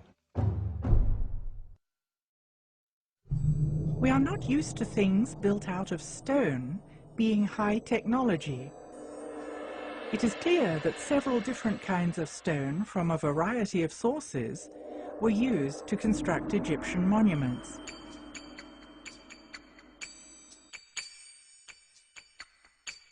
Did the distinct qualities of the stones serve a special purpose? What I do find fascinating is that the core of the pyramids, at least at Giza, are made out of one type of limestone. Now, it is the limestone that was closest, but it also happens to be the type that's called dolomite because it's got a high magnesium content. And the whiter Tura limestone, which, granted, it's whiter and it's prettier and all that, but it also has almost zero magnesium content. And therefore it's a much poorer conductor of electricity. It's closer to a pure calcium carbonate, which is what all limestone is. And pure calcium carbonate conducts electricity much more poorly than dolomite does. It's interesting to me that those outer stones were the ones that they cut so precisely that all these thousands of years later you still can't get a razor blade between them. Because basically what we've got here is we've got a situation with a highly electrically conductive core of those pyramids wrapped in what is effectively a very effective insulator. Why the granite in the passageways, you know? And so, of course, I'm thinking from an electrical point of view and a physical point of view. Is there anything special about granite? And yeah, there is. Granite is slightly radioactive, and it will ionize or electrify the air. It releases radon gas, which is radioactive. Granite is a transmission stone. It's not dead stone, it's alive. So you have these sealed shafts with granite linings, and I wonder if it wasn't designed to keep an electrical charge present in those shafts. They were built exactly like, if you will, an insulated wire, only more so because you've got all the charge in the ground that's spread across the base, concentrated all the way up into this tiny spot at the top.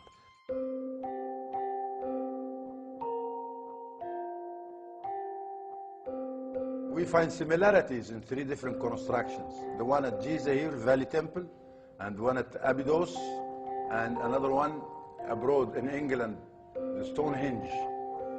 Same material being constructed with, and same way and same technique. But the construction there, it's built in addition to have the water, because it's water bed. It's a huge water bed, and it's still working, still producing water.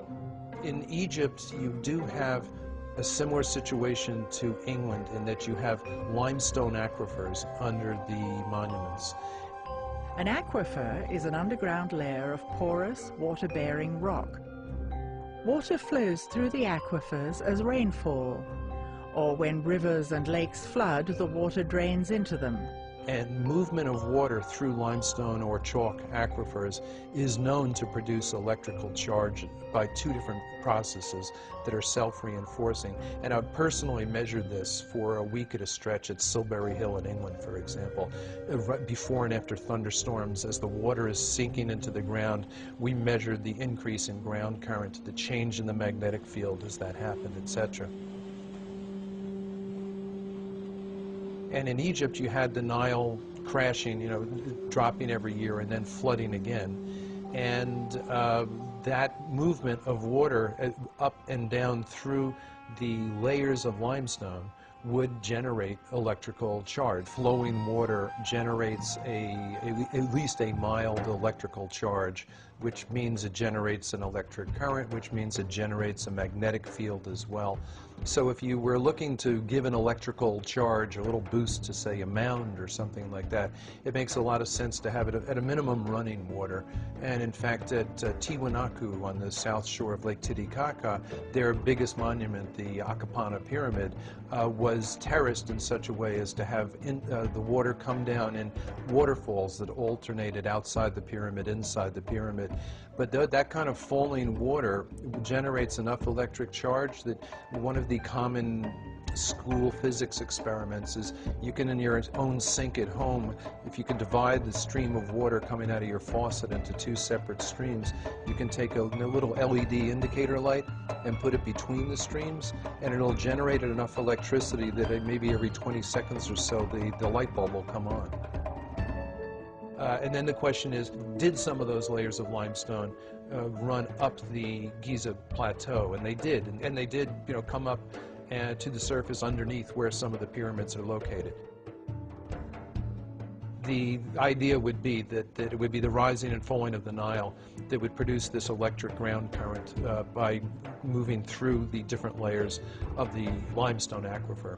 And when there was a dip, say, in that supply, maybe that's when the ionized air in the granite shafts and galleries could help keep the process going, if you will.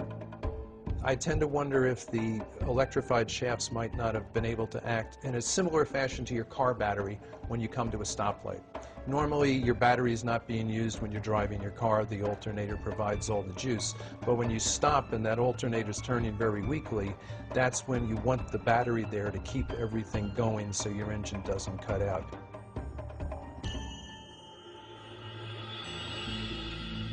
So you've got this concentration of negative charge from the ground at the peak of the pyramid or mound, and a concentration of positive charge above it. And if those two become strong enough, you can start to get brush discharge, which would mean it would glow like ball lightning, for example.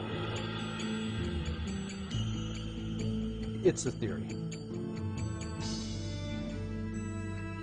Why in the Great Pyramid is there no frescoes, there's nothing, no decorations at all? Now, some people have proposed the idea that the pyramids are actually energy machines. And so I liken this to the fact, like, you wouldn't put a decoration inside your oven. I was talking with a woman who had spent some time in the Great Pyramid, and her comment was, it felt like I was in a machine. She said it was not like this, oh, it's a wonderful shrine. She said it felt very functional. In fact, she made a comment that I actually think is probably right on. She said, I felt as if I wouldn't have wanted to be in here when it was running.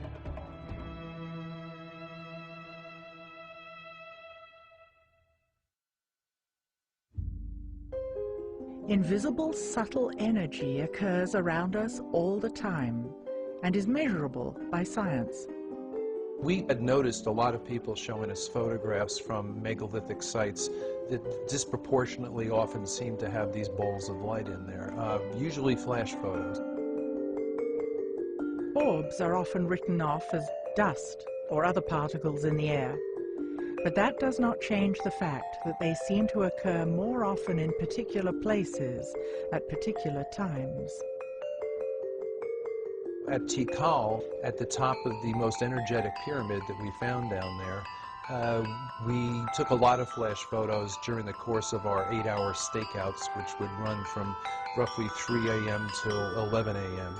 And on the pyramids that were electrically dead, that had no juice, nothing going on, which were the big fancy ones, but the most recently built ones, we would take photos and find out eventually when they were developed, no orbs, no glowing balls of light. But on the oldest pyramid down there, where we did work and got all kinds of results, that was 1,200 years older than the big fancier ones. In that case, the photography we got back from our own simple flash cameras, they were literally choking the screen with these balls, at the period at which the air was highest in electrical charge. And on the strongest day down there, I was recording electrical charge higher than I've recorded even in thunderstorms back home. We don't know what orbs are, but our personal guess is that they're balls of ionized or electrified air that will tend to hang together. A good analogy would be ball lightning, where it's simply so electrified that the molecules are excited enough to glow. Other evidence shows that there is energy occurring naturally everywhere on the planet that our science knows about but seems to ignore. Nikola Tesla sought to provide the world with free wireless electricity for everybody on Earth. He discovered that electricity occurred naturally throughout the Earth's atmosphere and ground. The telluric currents in the ground that John Burke discussed, and the electricity present in the ionosphere in the atmosphere, which is ionized by the sun. He also created and developed ways to harness those energies. Tesla, who teach Nikola Tesla to get to that power of electricity? And he didn't invent it, it's already there, but he know how to use it. And not only that, he did not take an advantage like Mr. Edison. Tesla wanted to harness the natural energy that exists everywhere on Earth and make it free to the public. Edison endeavored to produce and distribute electricity by creating a regulated monopoly for profit. He became rich and the people more light into their home. Yeah, so Nikola Tesla, he's the one think of how to use this energy. Between 1901 and 1917, the Tesla Tower was built on Long Island as a wireless broadcasting system for telephone and electrical signals. Interestingly, it was constructed on an aquifer with descending passageways and tunnels beneath it. At the time, few understood how it worked. Tesla's funding was ultimately dropped by J.P. Morgan because Tesla wanted the wireless electricity to be free, and therefore J.P. Morgan couldn't make a profit. So even though Tesla's genius was seen by many, he was still driven into obscurity. The energy to create free wireless energy has always existed on our planet and still exists today. And it's not only energy on our planet, there's plenty. Rivers are flow by energy. Tsunami is energy. Frequencies are energy. If we have the electricity now, it's based on explosion energy. Now, the sound energy based on a technology different from the explosion energy, and it's known as implosion energy. This energy was not the kind of energy that we have that pollutes. It was a completely passive energy that had no byproducts. The energy we use today is generated by combustion and is non-renewable. It is called explosion energy and leaves exhaust and pollution. Our system all over the planet today is based on the explosion energy. That's why the petrol is too expensive. In contrast, implosion energy, like solar panels and wind power, is clean and renewable. We are beginning to realize that we need sustainable energy. Implosion energy, very simple. All what you need is the beam of the sun on a running water. Not just running in a straight line, but in a zigzag. And that's, you find all the tunnels are in a zigzag form for such a purpose. In addition to the limestone aquifers underneath the pyramids, there is evidence of a network of man-made tunnels. As a boy, when I'm living in my house, which is a few 100 yards away from the nose of what we call the Sphinx Tefnuti, this was my playing yard, and I know tunnels, I walked in these tunnels, I swim in these tunnels, I crawl in these tunnels, and I know that this is one way of creating energy.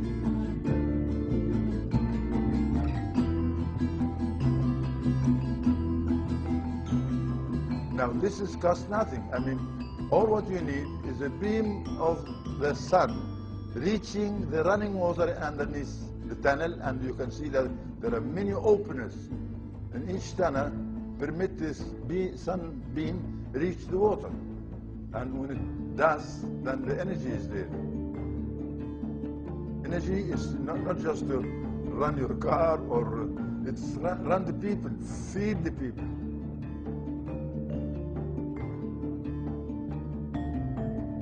If the pyramid fields of the Band of Peace and the network of underground tunnels are still there, why don't they generate energy the way they used to? In the condition of the pyramids now, stripped of those smooth insulating outer casings, it's going to leak electrical air about as well as a car radiator radiates heat. I mean, it's almost perfectly designed to weaken that, and yet still you get these reports of people like Siemens, who was one of the pioneers of electricity, and he's an Englishman. There's even a unit of electrical, I believe, resistance named after him called the Siemens. He was on top of the Great Pyramid, I think, during the 1880s, and they began to notice that when his Arab guides stood up and spread his fingers, they'd hear a ringing. And when he closed them, you wouldn't. And he stood up, and he could sense the literal electricity in the air. And on the spot, he improvised an instant Leyden jar, which is one of the earliest things they used to use to store electric charge. And he did it by opening a wine bottle, wetting some newspaper, wrapping the wet newspaper around the glass wine bottle, and holding the wine bottle up above his head until sparks started to issue from the wine bottle. And at that point, his Arab guides started accusing him of things like witchcraft. They got into a physical struggle, and he accidentally touched one of the guides with the charged wine bottle, and it knocked the man to the ground and unconscious for a short period, after which they took off down the pyramid. But there was, in other words, a professional scientist familiar with electricity in its rudimentary but accurate forms, sensing exactly that, even in this ruined condition that the pyramid's in today. Yeah.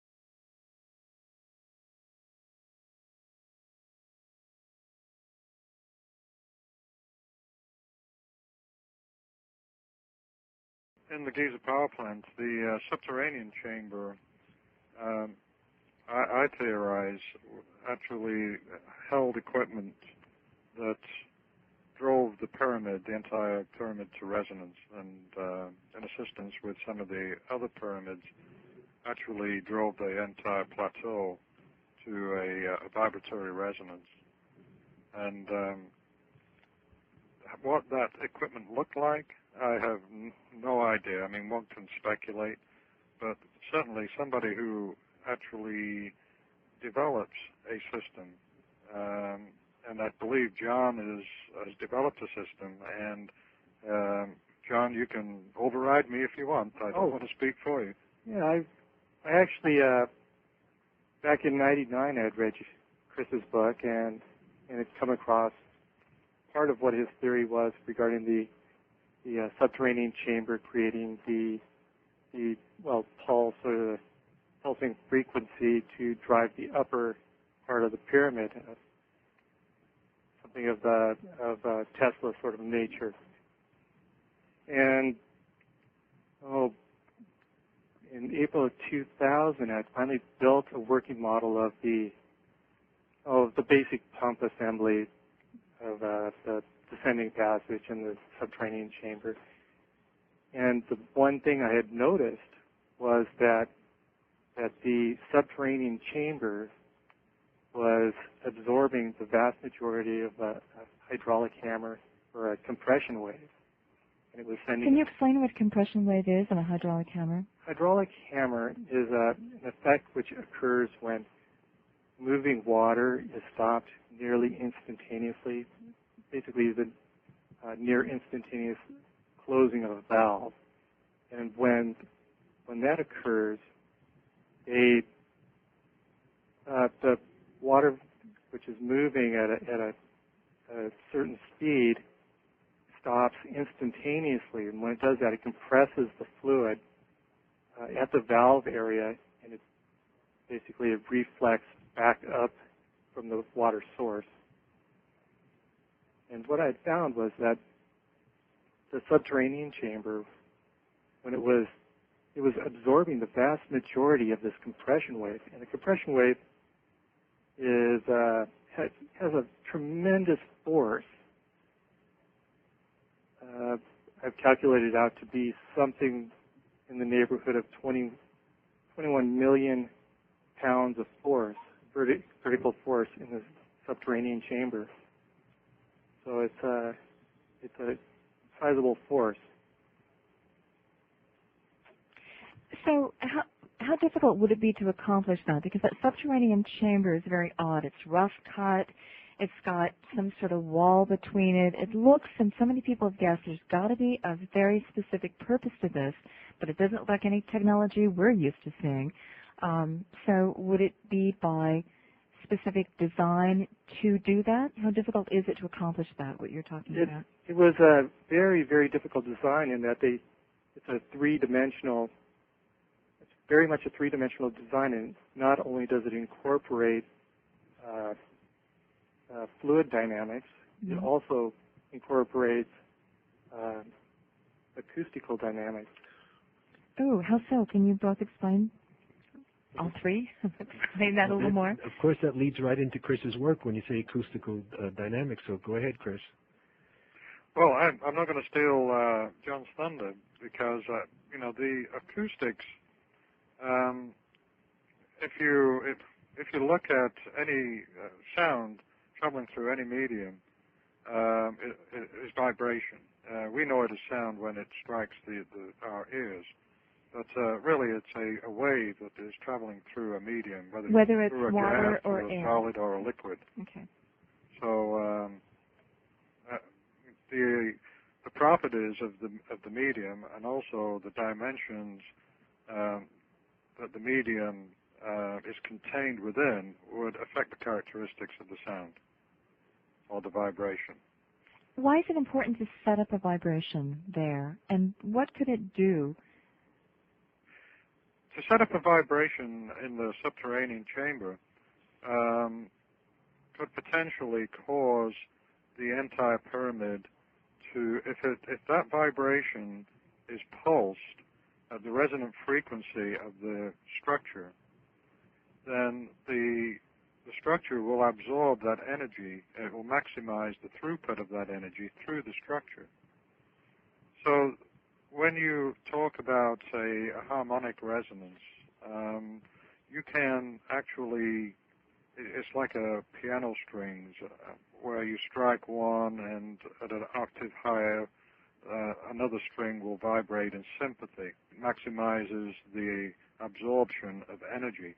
Because if you map out a resonant bunch of frequencies, the lows all match up, the highs all match up, and so they're building. That was Tesla's whole principle. If you get them to match up, exactly. you build up strength. Basically, what I was leading to was that Tesla actually demonstrated the effect of this phenomenon, and creating the earthquake in New York. Built an earthquake, yeah, an earthquake machine, right. You think, what can a few sound waves do? Well, quite a lot if you engineer it correctly. Right, and so it's like if you take say a huge 1-ton iron ball that's hung from a chain from the ceiling, you go up to it with you calculate how much energy it's going to take to move that ball from point A to point B, say a 3-foot swing. And so you calculate how much energy it takes to overcome inertia and move that mass, you could have a considerable amount of energy involved in the hammer that you're going to use to strike it. However, you know, a child could walk up to that huge ball and just give it a little push, and it won't move very much, but it will move, and then it will move back to her, and then she can push it some more. And so every time the pendulum swings back to that child and energy is applied to it, the ball will swing further. And so with less energy, you can actually affect a greater amount of work by moving the ball further than what you normally could if you were just going to strike it. There's other indications that resonance was part of the mechanics of this solid-state machine as you've described it, Chris, because the King's chamber is so set for particular resonance. There's so many indications that it was... Yes. And I understand, too, that you recently had an acoustics engineer, John Reed, on your... John Reed, fascinating work. Yes. He stretched a drum across the sarcophagus, he set up tones, and he found hieroglyphic shapes forming in the sand, a la Hans Jenny's cymatic experiments. And I haven't, I'm going to buy his book from your bookstore, but I'm fascinated to read his work. Yeah. Because I know that in my book, I think from what I read on your website, that he noted that the whole chamber resonated at around 440, and also the granite box. So I call it a granite box. A lot of people call it a sarcophagus, which is a misnomer. But that they resonated at 440. So you have this other chamber above that's geared to accept resonance at a particular frequency and do interesting things with it. We'll get to that in a moment. But you mentioned that it's pulsing at a resonance frequency. And John, how does the pulse happen? Does this valve close on and off so that you get a pulse? Because it's very important to set up a resonance, right? Right. Yeah, the valve opens and closes after the initial opening of the valve, which would have been down somewhere in front of the Sphinx, down in the Lake Hathor or the Nile. Once that valve is opened, it starts to pump assembly starts to run up by itself. It takes over. How does that happen? It has to do with the initial compression wave, and right after the compression wave, there's a rarefaction wave. Which rarefaction wave? You want to explain that? Which is basically the opposite of a compression wave. It's a negative pressure wave. It directly follows the compression wave. But when that rarefaction wave leaves the valve area, it actually reopens the valve, and so it's ready to eventually have water pass by it and close it again. How does it get pulsed at a particular frequency so it's beat, beat, beat? Is it to do with the size, the materials, the opening, the initial setting? How does it... That's a very interesting question. That it has a lot to do with everything you said, the size of the valve, the material of the valve, the amount, the distance that the valve moves, and whichever surface that it strikes has everything to do with all those. But what I found is that in the subterranean chamber itself, it was designed by way of the room's height being a split level room. Half of the chamber would resonate at 440 hertz, and then the other half would be 880 hertz, which is double the 440. Oh, interesting. Interesting. So coordinated with the King's chamber. Yes, it is. And I saw a working demonstration today of John's model, and I was very impressed. And I think the pulsed frequency is very important. In fact, Teresa, my lady, commented that when he first turned it on, it sounded like a heartbeat. Hakeem's emphasis to me has been since the beginning of our work that the majority of the tunnels under all the sites, not just on the Giza Plateau, I speak of many sites in my book, which we call the Land of Osiris, all connected by tunnels, were primarily to bring water to the sites for energy. It's interesting that in Mexico, at Teotihuacan, there was also waterways and lakes, man-made ponds, you know, whatever, around the pyramids of the sun and the moon. One wonders. We think, again, I speak of what we call the global maritime culture, which existed over 10,000 years ago. As previous guests that you've had, David Hatcher Childress and Gunnar Thompson have said, the oceans were highways, not barriers. So I think a lot of this knowledge was shared around the world, was not just exclusive to one people.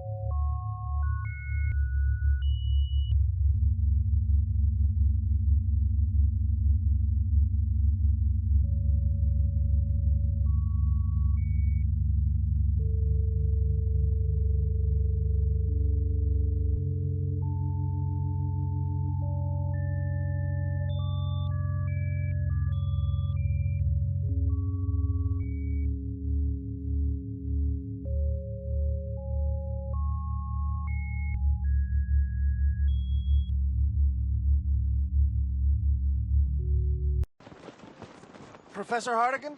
Yes, Lohman. Professor, might I be excused from today's class? Why would you want that? Well, since the course description said absolutely nothing about frostbite, I assume today's lesson won't be on the final. Mr. Lohman, as I watch you speak, I find myself not so much listening to your words as noticing a certain mist escaping your mouth. What is that? My breath? Yes. Yes. Why am I seeing it? Because we had a little nip before class. Besides that, we are seeing a differential. We would all agree that Mr. Lohman is full of hot air, correct? And as that hot air meets the cold air of this fine afternoon, the moisture in Mr. Lohman's hot air condenses, which we all experience, which we can all then see as breath. Hot, cold, light, dark, emotion, intellect.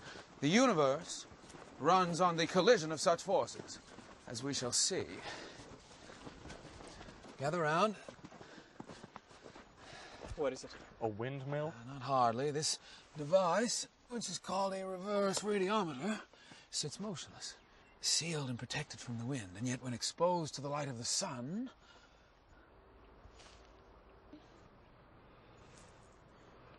Could we maybe watch the universal collision of forces from inside? Patience, Mr. Lohman. Time is your friend.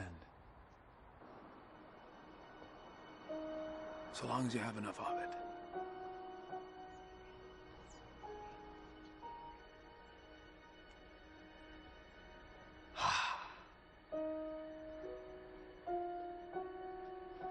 The differential between the two sides of the blades translates to... Kinetic energy. Yes. The black rudder is absorbing the sun's power, the white rudder is reflecting it back, propelling the blade forward, creating the kinetic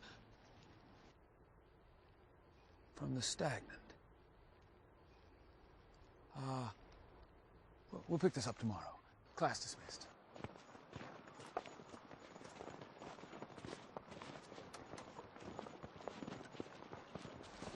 Dr. Hardigan, it seems you're creating a classroom full of windmill tilters.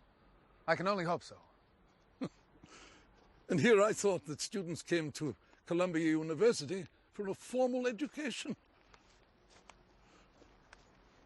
Well, it's really just a lesson in fundamental mechanics, sir. I'm not here to talk about teaching. I've been evaluating those articles published recently by our faculty. Oddly enough, I came across a distinguished scientific journal which somehow has eluded me until now. Now, beyond the fascinating cover story, there are several articles in here that I found quite interesting. Here. Submitted by one Alexander Hardigan, Columbia University, a proposal for the generation of micro-energy waves for household power. Well, we all know that radiant energy exists at frequencies higher than what we can recognize. What if we could harness those microwaves? The time of the simplest of chores could be dramatically reduced. We could cook a turkey in, say, 10 minutes. Amazing. And what would you suggest the cooks and housewives of the world do with all that extra time? And this one, duration as a four-dimensional solid, a theoretical model for time travel. All these things are possible, sir. Not in this world. Just do your job, Doctor. But my job, sir, is not just to make my students see the world they live in. It's to make them look up and say, what if? Doctor, since you're so fond of speculation, I'll present you a final what if that I hope you'll seriously consider. What if a bright young man with a great future ahead of him throws it all away? Have I made myself understood? Yes, sir. Good. Your windmill stopped.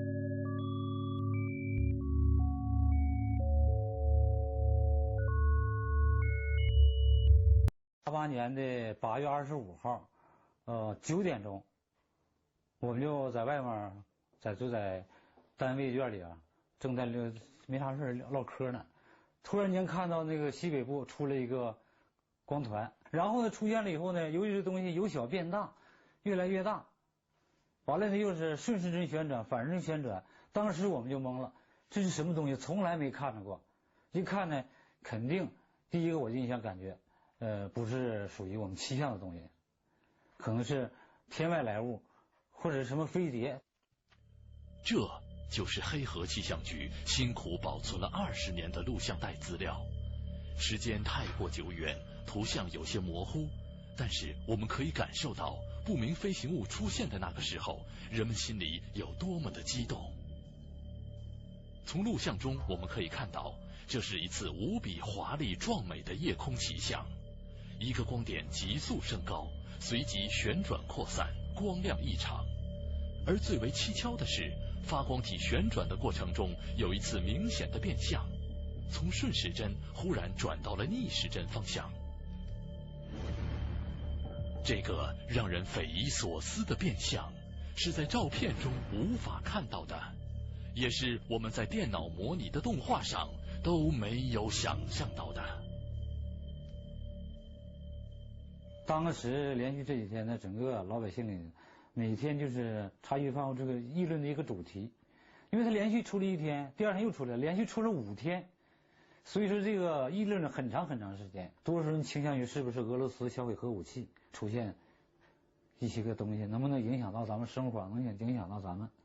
当时啊，也就是1988年的时候，正是前苏联即将步入要解体的时候，冷战也马上就要结束了。确实，当时前苏联呢进行过核武器的销毁，但是核武器的销毁绝对不是说，哎呀，这个东西留着也没什么用了，打上去让它炸了吧。